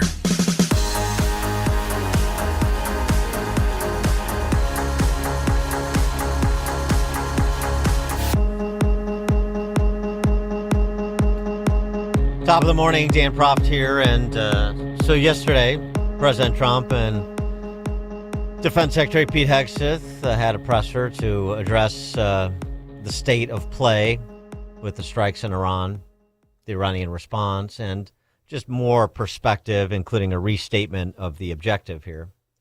Hegseth was quick to dispense with the critics' assertion that it's Trump who learned no lessons from the quote-unquote endless wars, the wars in Iraq and Afghanistan this century. And that's not the case. To the media outlets and political left screaming endless wars, stop. This is not Iraq. This is not endless. I was there for both. Our generation knows better, and so does this president. He called the last 20 years of nation-building wars dumb, and he's right. This is the opposite. This operation is a clear, devastating, decisive mission. Destroy the missile threat, destroy the Navy, no nukes. Israel has clear missions as well, for which we are grateful. Capable partners, as we've said since the beginning, capable partners are good partners. Unlike so many of our traditional allies who wring their hands and clutch their pearls, hemming and hawing about the use of force. Yeah, there's a Iraq analogy here, but it's not Gulf War II, it's Gulf War I. I agree with the Wall Street Journal's observation here and their editorial. The coalition campaign was so successful in pushing Saddam Hussein's army from Kuwait that Bush and his advisors stopped too soon and spared most of Saddam's military. The long persecuted Shiites of southern Iraq staged an uprising against the Sunni troops but were massacred. Saddam stayed in power and remained a threat that led to the invasion 13 years later. The U.S. didn't need to occupy Baghdad in 1990, but a longer campaign to degrade Saddam's military would have given the people of Iraq a better chance of creating a safe zone in the south, as the Kurds were able to do in the north with the help of U.S. air cover. They add, this doesn't imply a forever bombing campaign in Iran, but it does mean continuing as long as it takes to ensure that even if the regime doesn't fall, it will no longer be a threat to its neighbors, and perhaps it can be weakened enough that its people can muster the ability to install a government that wants to be a normal nation again. Yeah, that's right. In other words, it's too soon to be talking about offshoots. We've done enough. There's an objective here. I know there were more than 1,000 sites that were hit, but there's a reason why Trump is, and according to Trump, this has been game planned to be about a 4 or 5 week campaign if everything goes right, and so far, according to him, it is. Because you want to degrade such that the nuclear program is over before it started. Ultimately trying to get some concessions there, not that you could trust it if there's no regime change, as well as the ballistic missile program, so that you defang the Iranians, regardless of the regime. And perhaps if there is an uprising, a popular uprising that replaces the government with one that is not criminally insane, you can get some sort of concessions that realign Iran both with their Middle Eastern neighbors as well as with the West. For more on this topic, we're pleased to be joined, as always, by Dr. Zuhdi Jasser, President, American Islamic Forum for Democracy, co-founder of the Muslim Reform Movement, former United States Navy Lieutenant Commander, and also Republican candidate for Congress in Arizona 4. Dr. Jasser, thanks for joining us again. Appreciate it. Zuhdi, Dan, thanks for having me. So what is your assessment of, 3 days in here and the essentially horizon that the Trump administration put forward of a month-long campaign, and we'll see where we're at? Yeah, I have to tell you, as you and I have discussed many times, the threat of the Islamists and their worldview. I would go a step further than the Wall Street Journal and say that there is an amazing alignment right now between the America First security role of the president, of the commander-in-chief, and also the purposes and what's been happening internally in Iran. Not only does the regime become more and more volatile as it's done its last weeks, last months of life, it hunkers down and their economy is in the toilet. Their cash, 1.5 million riyals are worth $1. The revolutions have been coming in a sonic boom from back in 2009, 17, 19, with the students, with the women's movements, with the anti-clerical movements, and this one was with the workers and the mass population. They started to slaughter people in the streets. So the alignment of the mission, which is our mission, is not, and I don't use the word regime change, because regime change is about the 20th century Game of Thrones approach to the Middle East, where we were picking dictators and or rebuilding countries that we broke. This country was broken, and its end of times regime that saw themselves as God, as they were entering the end of times and felt that they were on the verge of death, they are going to start acting out. And that's why Israel was like, we're going to have to defend ourselves and destroy these guys before they start sending missiles, because their own people are on the verge of finally, this isn't even a once-in-a-100-year event. This is a once-in-a-1,000-year event in the history of Islam, where you have a people finally pushing back against theocracy in a popular movement of over 80% of the people. So we had an alignment. If you truly believe in the end of forever wars, you hit the beast, push them off the cliff that the people brought them to. The people have no weapons, so you can't say this isn't – they're not going to be able to do it. In Syria, we saw what happened when Israel, in the end of 24, sealed the borders of Syria, said no more missiles into Syria, no Hezbollah into Syria. We're going to take out their military capability. And within 3 weeks of Israel doing that, Assad was defeated by a bunch of Toyotas. So that is after 14 years of a revolution. That's what's happening in Iran right now. We're going to let them take back their country and also protect our own from a regime that has a worldview that wants to destroy us and Israel. And what's happening too with the Iranian regime and its current constitution, perhaps in its death throes, is they're attacking other Arab states, and so this has the effect of pushing UAE, Qatar, even the Saudis closer to America and Israel. So that's a good thing too. Absolutely. So this is not only going to be a realignment of what President Trump did in the first administration, which was to get the Abraham Accords, get an economic normalization, diplomatic normalization with Israel. This is going to be a collateral benefit from a war that has a common enemy. Now, I reminded folks initially when Saudi Arabia did not give us airspace, and they weren't exactly in favor of this. People were like, why is that? That doesn't make any sense. Well, initially it makes sense because the Saudis are also Islamists, basically. They have a Sharia state, and as much as their sworn enemies are the Shia and they're Sunni, the threat to their ideological rule is significant by taking out a political Islamist regime by a popular movement, because they might be next. But regionally, just like a mafia, family that's supporting their own authority, they're going to continue to try to maintain stability in the region, because the difference between them and the Iranian Khomeinists had a worldview where they were sort of ushering in the end of times. The Saudis and others, yes, they have similar repression internally, but externally they know their limits and what America and Israel will let them get away with.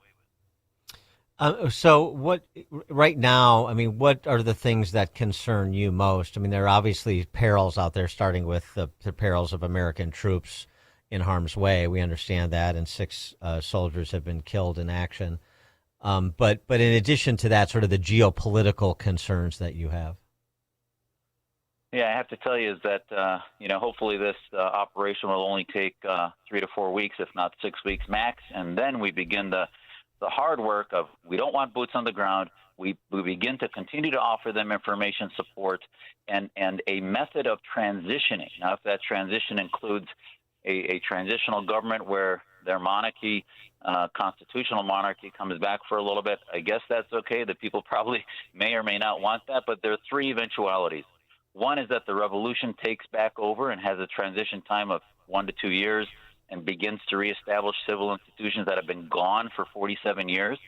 Second would be some type of complete chaos where you have multiple factions, and that while is not a great eventuality, is still better than the cancer that we've had there for 47 years killing Americans.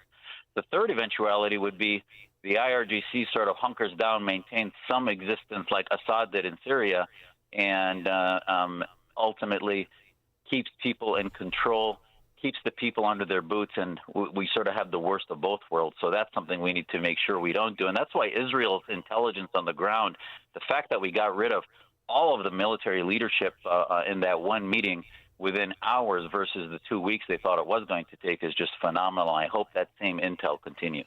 What about concerns about a rise in Islamist terrorism, the terrorist activities of Iranian proxies, some of whom, like Hezbollah, can operate independently? They're not completely reliant on the Iranians for resources.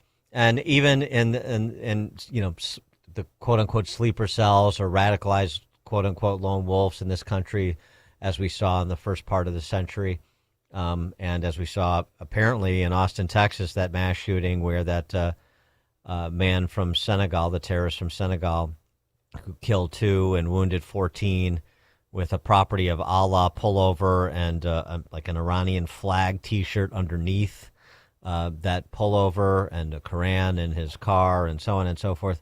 Do you have concerns about seeing, Americans harmed or killed both in the Middle East and in this country, like we saw in the aftermath of 9/11? Absolutely. There's no doubt that our vigilance needs to increase significantly. But at the end of the day, you destroy the hive mind, and ultimately its metastatic threats will eventually wear off a lot quicker than the whack-a-mole program that has preceded this. It'll stop a lot quicker now that we've sealed the border. We can thank the Obama-Biden administration for the millions upon millions that came through unvetted and now are a threat. But at the end of the day, the cancer is treated. The metastases might act out, but they're going to act out anyway. That threat has been there. Our ships were being attacked every year in their annual trainings that they did from Iran. The Houthis, Hezbollah, they were bringing drugs in over the border, working with the Mexican mafias and others. So that threat was there, and it might spike up a little bit peri-conflict and post-conflict. But this is the best way to take away the oxygen, is to take away the media propaganda arm of the IRGC and its global influence. Its connections with China will decrease, malign influence on America and the West. And now this is an offense for what we stand for and who our allies are. And by the way, 70 million Iranians thanking us is going to go a long way to decreasing that terror threat. To have new media, secular media, coming out of Iran that has never been there versus the threat that was exponentially being fueled by billions from Obama and also billions of fuel that they were being paid for by China and others. You mentioned the prospect maybe some sort of monarchy returns as on an interim basis. What about the Delcy Rodriguez model, the Venezuelan model here?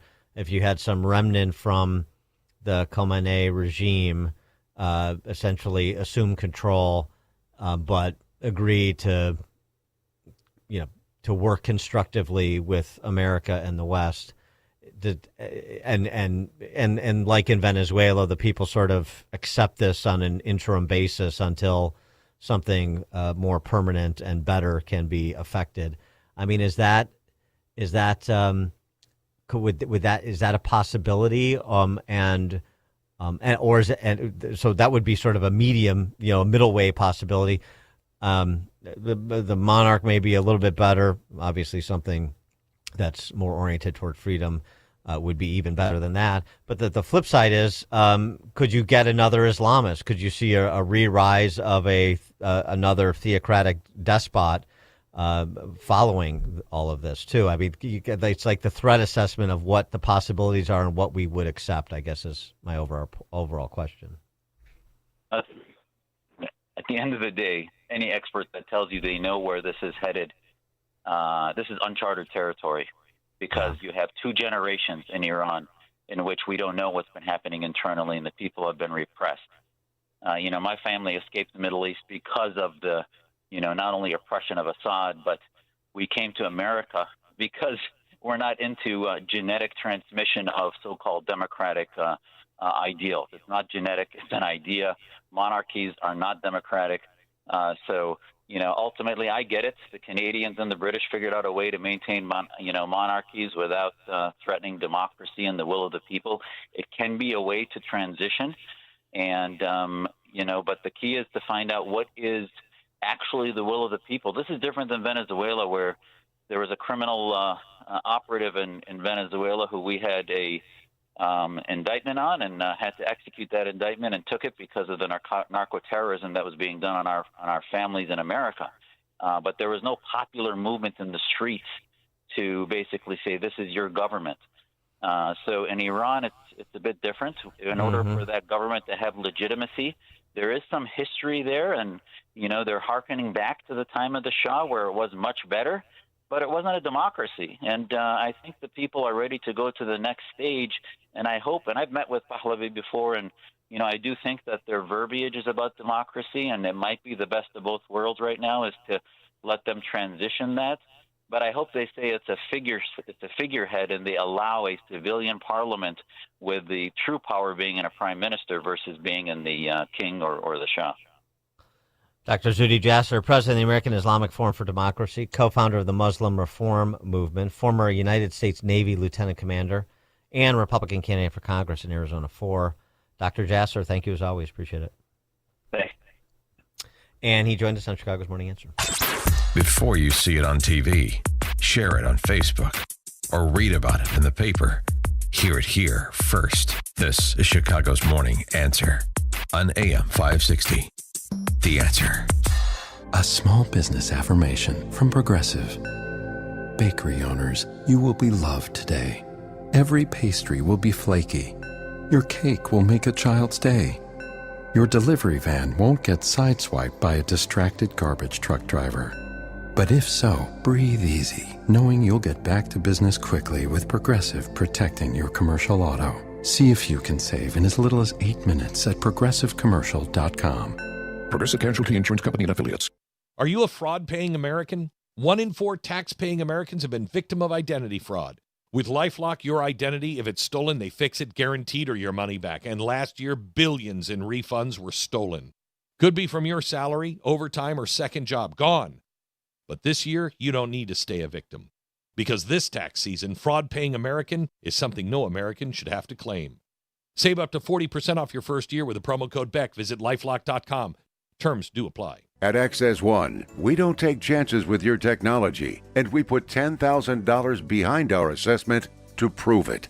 Our mission is to strengthen your IT security and resilience, backed by over 30 years of experience, serving organizations across the Midwest. And here's the deal. If we can't find even one measurable way to improve your technology or security posture based on NIST or CIS security frameworks, we'll write you a check for $10,000. This free confidential risk assessment is available for businesses with 25 to 500 employees and is designed to validate your IT performance against recognized security regulations. No gimmicks, just a confident promise from a partner who knows technology. Ready to take the challenge? Visit accessoneInc.com/challenge or call 800-654-1555. Certain conditions apply. See details online. Chicagoland certified financial planning professional Tim Stearns discusses taxes in retirement. Most people are paying more in taxes and keeping less of their money to live and do what they enjoy. That's why we've put out the retirement tax bill calculator online. You can see with your own eyes just how much you might be overpaying. It's a valuable tool, $500 value, but we made it free for you to view and run your own numbers at MVPCFP.com. That's MVPCFP.com. To run your retirement tax bill calculator, go to MVPCFP.com. Investment advisory services offered through Cornerstone Securities, LLC.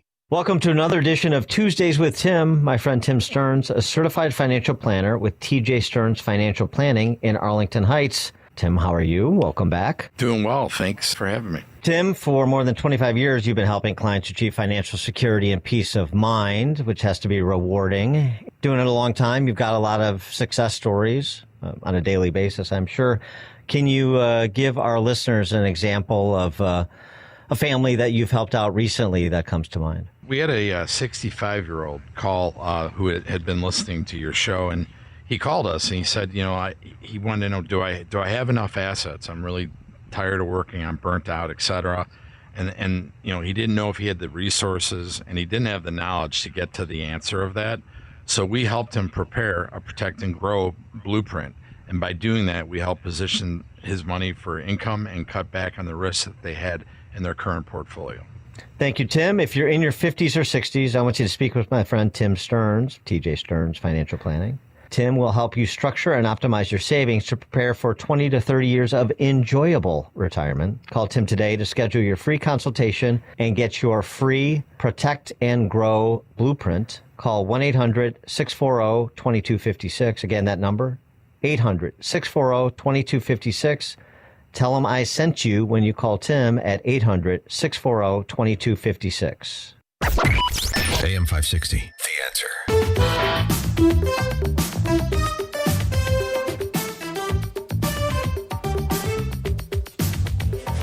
Herbie Hancock coming up at 8:38.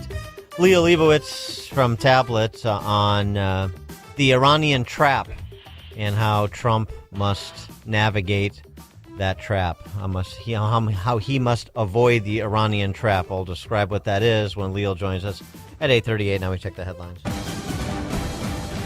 Good morning. It is 34 degrees here in Chicago on AM 560 The Answer. I'm Stace Keene in the QC Kinetics newsroom. Early voting expanded yesterday in Chicago and Cook County ahead of the March 17th Illinois primary.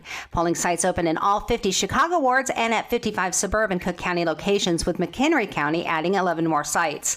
Speaking of elections, the Democratic National Committee has narrowed down the number of cities in contention for hosting its 2028 convention to 5. The convention is slated for August of 2028, with Chicago, Atlanta, Boston, Denver, and Philadelphia all in the running to serve as the host city. No word from the DNC on when a decision will be made. And a state lawmaker is proposing a commission to investigate the ties convicted sex offender Jeffrey Epstein's trafficking network had with Illinois. State Representative Abdel Nasser Rashid says the bill will establish the Epstein Files Investigation Commission, which would be charged with examining crimes that involve people and institutions subject to Illinois law. News is a service of Steiner Homes. Building homes is more than a business, it's a calling. Family owned and dedicated to building custom homes with care, integrity, and craftsmanship you can trust. Visit SteinerHomesLTD.com. That's SteinerHomesLTD.com. Northwest Indiana's leading home builder, Steiner Homes. Love where you live. A check of the roads is coming up in 2 minutes on AM 560 The Answer. Alex Marla explains the latest on tariffs. The Supreme Court strikes down Trump tariffs. This decision comes after the tariffs are obviously working. Okay, so what's going to happen next? The administration is going to try to replace some of the tariffs using other trade statutes. That's where it's going to get interesting and complicated. It's going to take a lot of time for all of us to sort through this. The Alex Marla Show. Afternoons at 3, right before Sean Thompson at 4 on AM 560. The Answer. When I started skiing, I didn't think about setting any records. When I won my first race, I didn't think about how many more I might win. So when I made it to the top of the world, it never crossed my mind to stop. Being the best isn't the same as being your best. There are no shortcuts to the top, so find the people who help get you there. I'm Michaela Schifrin, and that's what Team Stiefel means to me. If you're an advisor or an investor, choose Stiefel, where success meets success. Stiefel Nicholas and Company Incorporated. Member SIPC and NYSE. Past performance is no indication of future results. Investing involves risk. Consult a financial advisor before making any investment decisions. Did you know most remodeling mishaps start before construction even begins? Here's something else you should know. At Forever Remodeling, we do things differently. Every kitchen, bathroom, and basement project starts with smart planning, detailed 3D designs, a clear scope of work, and accurate pricing, all sorted out before you get started. No surprises, no stress, just beautiful results, done right the first time. Visit foreverremodeling.com. That's the number 4, EVER, remodeling.com, and schedule your free in-home consultation today. This hourly segment is sponsored by Protecting Your Assets with Steve Shyman. Listen Saturday mornings at 8. Learn more at willsave.com. Taking a look at the roads from the Team Hochberg Traffic Center, I'm Sue Aller. Inbound on the Edens from Lake Cook to Montrose, 17 minutes. Outbound is 25, but a 30-minute delay inbound on the Kennedy from O'Hare to the Burn Interchange, 50 minutes. Outbound is 39. Your stop and go in the express lanes inbound between Montrose and Ohio Street. Slow on the Jane Addams inbound as you approach the Ike. The Ike is 47 in, 27 out from Wolf to the old post office. Another 30-minute delay inbound on the Stevenson from Veterans Memorial to Lakeshore, so it's 56 minutes. Outbound is 28, 35 in on the Dan Ryan from 95th to the Burn Interchange. Outbound is 12 and completely jammed on the northbound side of Lakeshore Drive between Bryn Mawr Avenue and Hollywood Avenue. This report is a service of Discover. Guess what? Discover is accepted in 99% of places that take credit cards nationwide. You heard right, 99%. If you don't think so, maybe it's time to face facts. You're stuck in the past. Based on the February 2024 Nielsen report, learn more at discover.com/credit card. Chicago's Morning Answer continues next, but now the latest forecast from the Air Right Heating and Cooling Weather Center. Today, expect mostly cloudy skies with a passing shower and a high of 43. Tonight will be mostly cloudy with areas of drizzle and a low of 31. Tomorrow will bring mostly cloudy conditions with a high of 47. By Thursday, it will be cloudy with a couple of showers and a thunderstorm reaching a high of 47. I'm meteorologist Jason Caterina on AM 560, The Answer. Get the latest weather, traffic, and news updates online at 560theanswer.com. Now, from the Signature Bank Studios. Only the biggest stories, only the biggest guests, and only the biggest opinions. This is AM 560, The Answer. Top of the morning, Dan Proft here, and the reactions from heads of state are coming in, including our Israeli allies. Here's what Bibi had to say about the decision Trump made to move forward. And it makes a huge difference. And I can tell, I'm talking to America's allies in the region, just one by one by one. And I can't quote from these conversations, but I can tell you they all share this, and they all say, thank God that Donald Trump is here. Thank God that the two of you are acting together to remove this threat, not only to you, but to us. And it's not just America's allies in the Middle East that Bibi was referencing. It's also America's allies in NATO, according to NATO Secretary General Mark Rutte. First of all, say that my thoughts are with the service members, the U.S. service members who made the ultimate sacrifice over the last couple of days. And let me also say that the commander-in-chief, the leader of the free world, President Donald J. Trump, I really commend what is happening here. Taking out Khamenei, taking out the nuclear capability in Iran, but also taking out the ballistic missile program in Iran. This is crucial. And what I see in Europe, I spoke with all the key European leaders over the weekend, is widespread support for what the president is doing, and also making sure that when it comes to logistics, access, defending key U.S. interests in Europe and in the region, the Europeans are really stepping up. Yeah, it seems like there's a pretty good coalition of support behind the choice that President Trump made in conjunction with the Israelis. Basically, just mostly college-educated suburban white women seem to be opposed to this, and that's about it, which I can live with. For more on this, please be joined by Leo Leibovitz, editor-at-large for Tablet, also host of the Rootless podcast. Leo, thanks for joining us. Appreciate it. Pleasure as always. So the increasing isolation of Iran, something that essentially Trump has been pursuing methodically and maybe unbeknownst to the now departed Iranian senior leaders since his first term with the Abraham Accords. Yes. I think it's more than merely the isolation of Iran. I think what we're seeing right now is that for the last 40 or 50 years, we have been living in a kind of bizarro Twilight Zone reality in which we listen to this belligerent country calling the United States the Great Satan, calling Israel the Little Satan, killing 244 United States Marines in the attack in Lebanon, attacking the USS Cole, threatening to assassinate the American president, planning assassinations of dissidents on American soil.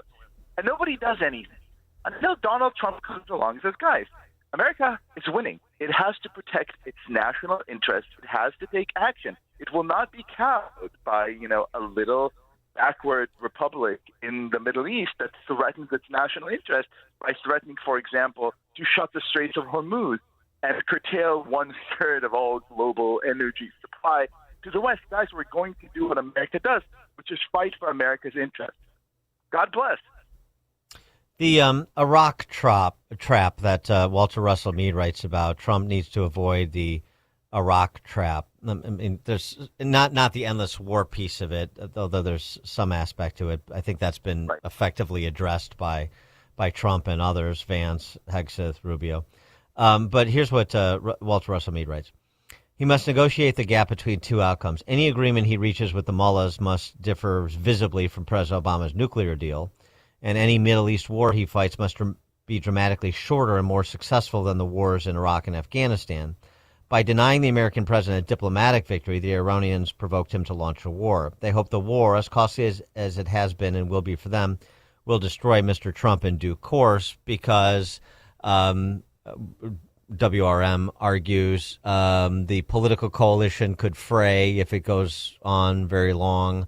The munitions of America can be diminished if air superiority is required for an extended period of time. And so it may be more precarious than it looks after the first few days. So look, I think, first of all, Walter Russell Mead is almost always right on almost everything, and he correctly points out that these two, twin evils of, on the one hand, Barack Obama's disastrous capitulation to the mullahs, and on the other hand, George W. Bush's disastrous handling of the Iraq War, should be avoided at all costs. But I think Donald Trump understands something even more profound, and his actions really help him bypass these two traps. A lot of people are asking right now, we just don't understand, what is the goal of this war? Is it regime change? What is it? The point I think that Trump understands, which used to be kind of like commonsensical up until, very, very smart people in academia started talking about these things 30 or 40 years ago, is that you don't have to have a quote-unquote, just kind of like goal for the war. The goal for the war was to collapse the regime that repeatedly threatened America's national security interests. Kill as many bad guys as you can. Anyone who's ever watched the 80s action movie understands the logic of this, because the second guy, the third guy, the eighth guy that comes into power, he's not going to be able to threaten you quite as effectively. If the Iranian people rise and get, a brand new regime, that's great, but that's their interest. America definitely has the capacity to achieve all of its strategic goals and, again, ensure its national security interests without repeating the disastrous mistakes of the past. I want to get your reaction to something that Marco Rubio said yesterday about the timing of the attack, because that has also, of course, come under scrutiny and criticism. Take a listen. Assessment that was made that if we stood and waited for that attack to come first before we hit them, we would suffer much higher casualties. And so the president made the very wise decision. We knew that there was going to be an Israeli action. We knew that that would precipitate an attack against American forces. And we knew that if we didn't preemptively go after them before they launched those attacks, we would suffer higher casualties and perhaps even higher those killed. And then we would all be here answering questions about why we knew that and didn't act. Going back to the purpose of this is to destroy that missile capability. Why does Iran want that ballistic missile capability? What they are trying to do and have been trying to do for a very long time is build a conventional weapons capability as a shield where they can hide behind.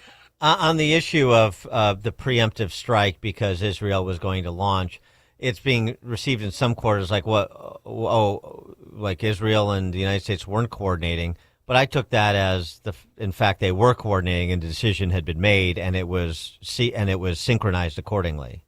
You're absolutely correct, Dan. Look, you mentioned before that only white, suburban college-educated women oppose this war. If only it were so. I think we're seeing a lot of voices. We have the woke left. I think we're seeing a lot of voices from the woke right kind of saying, hey, here, listen to Rubio. He's admitting that we're only fighting Israel's war. I think, as you said correctly just now, what Rubio is actually saying about the timing and kind of design of this war is that the president finally understands, which, again, should have been common sense to all of his predecessors, that the best way to avoid sacrificing American dollars and, God forbid, American lives is for America to have really great, capable regional allies that could fight its own wars while also defending America's national security interests. And if you have those, with, thank God for a country like Israel with supremely advanced technological and military capabilities, then you go to these operations together and you make sure that you have allies doing a lot of your work for you, which is exactly what a renewed Monroe Doctrine should look like. Yeah, and the woke left critiques though too. I mean, they're really sort of, in a box of their own making. I mean, the one hand you can't decry and this is the point John Fetterman made. It's like, what is this? Israel has a right to exist, and the Iranians are a fanatical rogue regime and the leading state sponsor of terror. Okay, so do you want to do something about it? I mean, and if somebody does something about it to change that dynamic in the Middle East and basically across the globe, then you're going to criticize them for moving against a regime as you described it. I mean, they don't really have any space, so they're coming up with these. It could have been earlier, it should have been later. Give peace a chance. I mean, all this stuff that really doesn't have any substantive basis. It's not just that. I think it goes even further. Look, it's almost impossible to look at the operation in Iran without remember that Iran is a key linchpin part of the so-called axis of resistance, which is, of course, dominated by our real global foe or rival, which is China. Right. I think that removing Iran from the chessboard is a tremendously necessary American strategic move for a conflict or a confrontation we already know we're going to have with Beijing.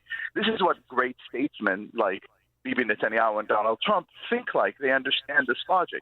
Here at home, sadly, we have, a chorus of critics just kind of, chattering along, saying, as you said, all kinds of things like, oh, maybe Congress should have looked at it first, which, again, tell that to Barack Obama and his war-starting, proclivities. Maybe, we should have thought about it more. Maybe. As Theodore Roosevelt said, the man in the arena acts, and thank God for Donald J. Trump. And what do you think the impact of this? I mean, part of it is difficult to tell, as we don't know how this is going to play out ultimately, but the potential positive impact on the larger effort to establish, through the Board of Peace, a rebuilt Gaza and peaceful coexistence between Israelis and Palestinians. How does what's happening here impact that, and maybe perhaps positively? Look, as you said, it's hard to tell, but here's one very, very hopeful sign. The hopeful sign is that the Iranians went ahead and did just about the dumbest thing that they could have done, which is attack everybody. They attacked the Saudis, the Bahrainis, they attacked the Qataris, they're great kind of allies. I think what you're seeing with the removal of this malignant regional force, which was only allowed to prevail because Barack Obama literally airdropped pallets with billions of dollars to build up and prop up this regime and its regional dominance. Paltry little regime exposed for what it really is, a ridiculous bunch of benighted losers. Everyone in the region is looking around and saying, oh, actually, all of our interests are aligned. We don't really care about the quote-unquote Palestinians, which are just a bunch of, terror-loving genociders who no one ever really took seriously, just as a sort of cudgel in diplomatic negotiations. Now we have a strong and, enforced Israel. We have the United States. All of our interests are aligned. There's absolutely no reason for us not to collaborate and cooperate regionally, which in the long run, I think will be tremendous for peace and, sustainable kind of relationship in the region. Well, and it may provide an opportunity to further defenestrate Iranian proxies like Hezbollah. The Hezbollah's Lebanese parliament leader, he got nixed yesterday after Hezbollah began attacking Israel with rockets. That was a curious choice by Hezbollah. But anyway, the point is that if you bring Iranian proxies into this too, then they get diminished as well. I completely agree. And look, what we're really seeing, I think, very, very clearly, which kind of boggles the Western mind, because we tend to think of, rational actors making rational choices based on discernible, clearly discernible, interests, we're actually seeing that these regimes, Iran, Lebanon, Hezbollah, etc., are just a host of suicidal maniacs. Why would Hezbollah join this fight in its significantly diminished capacity as it's seeing Israel, decimate its, paymaster in Tehran? Why would you join the fight unless your really only goal is just to die as a martyr? It's insane. But they're doing the same thing again and again and again, and seeing the same and same and same defeats again and again and again. I think they just want to die. Yeah, and on the flip side of that, we're seeing from you posted about this, the Iranian Independent Filmmakers Association, all of these rallies at big cities around the country over the weekend. We're seeing that Iranians and not to mention, of course, the protests on the streets of Tehran last month, but we're seeing that that Iranians want to live and live free, and that's encouraging too. That's the most encouraging part about it.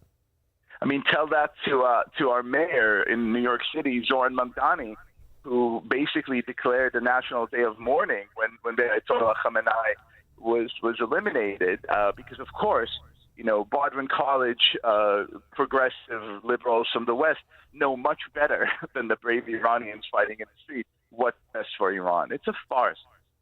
It really is. And I'm sure you saw too the obits in the New York Times and the Washington Post for Khamenei. It was like, it was reminiscent of the New York Times glowing profile of Hitler as a Bavarian gentleman who likes to walk with his dogs. Right. I'm sorry for your loss, Mamdani, and New York Times and Washington Post. A nice vegetarian painter who took Germany, who made Germany great again.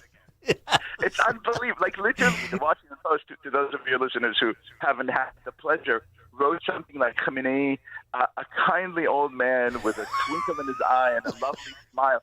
Guys, this is the number one enemy of America, who killed hundreds of Americans and threatened to continue and do it repeatedly. What are you doing? Well, Leo, you're always focused on the bad stuff with him. What about the good stuff, his good qualities? Can't you accentuate the positive? His hobbies, his avocations, his favorite authors. Look, there are media critics out there who absurd. are giving guff to Barry Weiss from CBS News for, and I'm not making this up, taking the American position over the Iranian. Guys, CBS News is an American media organization. Obviously, we should root for America. Boy, it's this is not funny stuff, but it really is theater of the absurd with the left. It really is. Clarifying. It's a clarifying moment in time. Leo Leibovitz, editor-at-large for Tablet, host of the Rootless podcast. Leo, thanks as always. Appreciate it. Pleasure. And he joined us on Chicago's Morning Answer. Hear about the big stories of the day, then talk about them right here on Chicago's Morning Answer on AM 560. The Answer. The following is a paid political announcement. There's one thing I really want to say to Donald Trump. If you come for my people, you come through me. That was Pritzker's challenge to President Trump. But who are Pritzker's people? They're the more than 1,700 illegal alien predators he helped escape from ICE. They're the illegal aliens whose health care, rent, and college tuition you pay for. You can't afford to stay because Pritzker makes you pay for his people. Well, I have a message for you, Governor. I'll be coming for you and going through you. Your days and the days of sanctuary living for your people are over. I'm Ted Dabrowski, your conservative candidate for governor, and I'm asking for your vote in the Republican primary on March 17th. Paid for by Ted for Illinois. Are you confident your IT systems are rock solid? There could be cracks you don't see. Don't leave your technology to chance. Take the Access One $10,000 challenge to find out. For more than 30 years, Access One has helped businesses strengthen their security, protect their data, and improve resistance to cyber vulnerabilities, all with reliable U.S.-based support. And here's their promise. If their experts can't identify at least one measurable improvement to your IT systems and processes based on NIST or CIS regulations, they will reward your compliance excellence with $10,000. $10,000, you heard me right.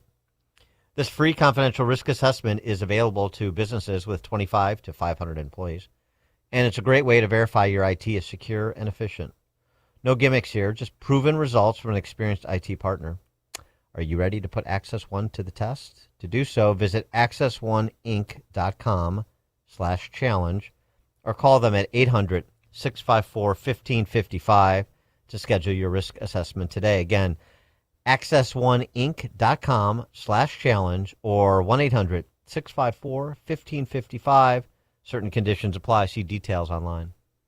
Safety. It's so important at your industrial facility. You need to keep your personnel safe and meet OSHA requirements. One problem with your ladders, platforms, or safety guards, and you could be facing costly fines. Vans Industrial helps you meet OSHA standards to keep your employees safe. Hi, I'm Dave Van Camp, president of Vans Industrial. As a business owner, I realize the importance of keeping my employees safe, and I'm here to offer my expertise. Vans Industrial is a specialty contractor uniquely equipped to design, fabricate, and install safety equipment, including walkways, handrails, stairways, and machinery guards. Our Vans Industrial team can inspect existing systems, engineer solutions, fabricate quality goods, and install them with trained pros, all making a safer environment for your employees. Call 833-VANS-IND for a free inspection of your facility. Interested in what else they do? Visit vansindustrial.com. That's VANS Industrial.com. Quality craftsmanship since 1964.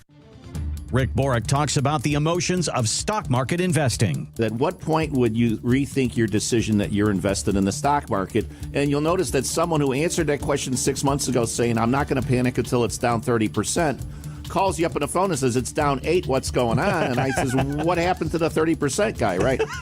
Unleash Your Wealth, Saturday at 7 a.m. and 2 p.m. on AM 560, The Answer. At Terra Vista of Oak Brook Terrace, dementia care isn't just what we do, it's all we do. We specialize in caring for those with Alzheimer's and other types of dementia. We're on the forefront of dementia care with a barrier-free, stress-free environment, so residents can explore safely and feel at home. But what truly sets Terra Vista apart? Personalized care. We take the time to learn each resident's story, where they lived, their routines, former careers, even the names of family members. Anyone who interacts with your loved one can immediately make them feel comfortable and understood. We meet our residents right where they are. Residents stay strong and engaged with multi-sensory activities, music, art, horticulture, our beautiful 18,000 square foot outdoor space, and even a personal trainer. At Terra Vista, residents aren't defined by their dementia. We honor the whole person. Speak to an advisor or schedule a tour today at terravista.org. Again, that's terravista.org, and tell them AM 560 sent you. AM 560, The Answer. Remember when Barack Obama laughed at the notion that Donald Trump would ever be elected president? Remember when he had a good old time at Trump's expense back in 2011 at the White House Correspondents Association dinner? Donald Trump is here tonight.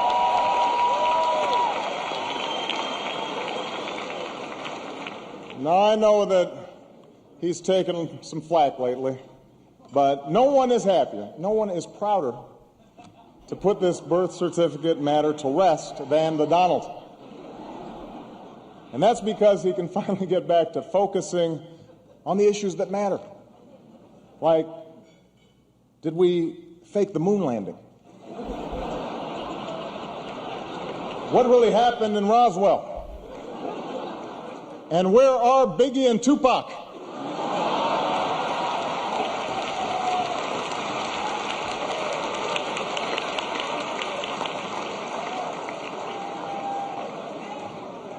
All kidding aside, obviously we all know about your credentials and breadth of experience.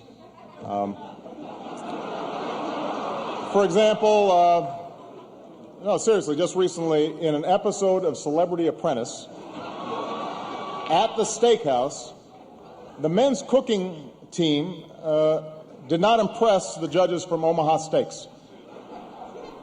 And there was a lot of blame to go around, but you, Mr. Trump, recognized that the real problem was a lack of leadership. And so ultimately you didn't blame Little John or Meatloaf. You fired Gary Busey. That was kind of funny. That Celebrity Apprentice thing was kind of funny, but as usual, Trump getting the last laugh. The White House Correspondents Association has asked me very nicely to be the honoree at this year's dinner in honor of our nation's 250th birthday and the fact these correspondents now admit I'm truly one of the greatest presidents in the history of our country. It all comes around to Trump, it seems. Thanks for joining us on another edition of Chicago's Morning Answer. It's now 9 o'clock on AM 560 WIND. Americans are being warned across the Middle East. I'm Dave Anthony, Fox News. The State Department urging them to leave, though some can't, with more than 1,000 flights canceled again today. And there's an even more urgent warning to Americans in Dhahran, Saudi Arabia, an eastern coastal city near Bahrain. Quote, there is a threat of imminent missile and UAV attacks over Dhahran. Do not come to the U.S. consulate. Take cover immediately in your residence on the lowest available floor and away from windows. Fox's Jennifer Griffin also reports from the Pentagon Saudi Arabia is close to joining the U.S. and Israel attacking Iran after this. The U.S. Embassy in Riyadh, Saudi Arabia, was struck by at least 2 Iranian Shahid drones last night. No Americans were injured there, but there are 6 U.S. troop deaths in the conflict with Iran, 18 wounded, as Iran also keeps firing missiles into Israel, countering a 4th day of strikes. And Fox's Trey Yingst reports from Tel Aviv. I'm told by a senior Israeli official that the Israelis just struck the Supreme Council gathering where the Iranians were meeting to choose a new supreme leader. And Trey just emailed us they hit as the votes were being counted days after Iran's supreme leader was killed. And there's financial fallout. Oil and gas prices have surged today as stocks plunged. The Dow's down more than 1,000 points. All members of Congress will get a briefing on the conflict this afternoon. Right now, the Senate is holding a hearing questioning Homeland Security Secretary Kristi Noem as Democrats block new funding for a department demanding immigration enforcement reform. Senator Dick Durbin just told her, without hesitation or remorse, DHS agents have wreaked havoc in our cities. I've seen it in the city of Chicago, and acted with unspeakable cruelty against children, immigrant families, and American citizens. Secretary Noem responded, ICE agents are being targeted. They are facing a serious and escalating threat as a result of deliberate mischaracterizations of their heroic work and rhetoric that demonizes our law enforcement. And at the hearing, some anti-ICE protesters have been loud and escorted out of the room. America's listening to Fox News. WIND, Chicago. Now, you're official.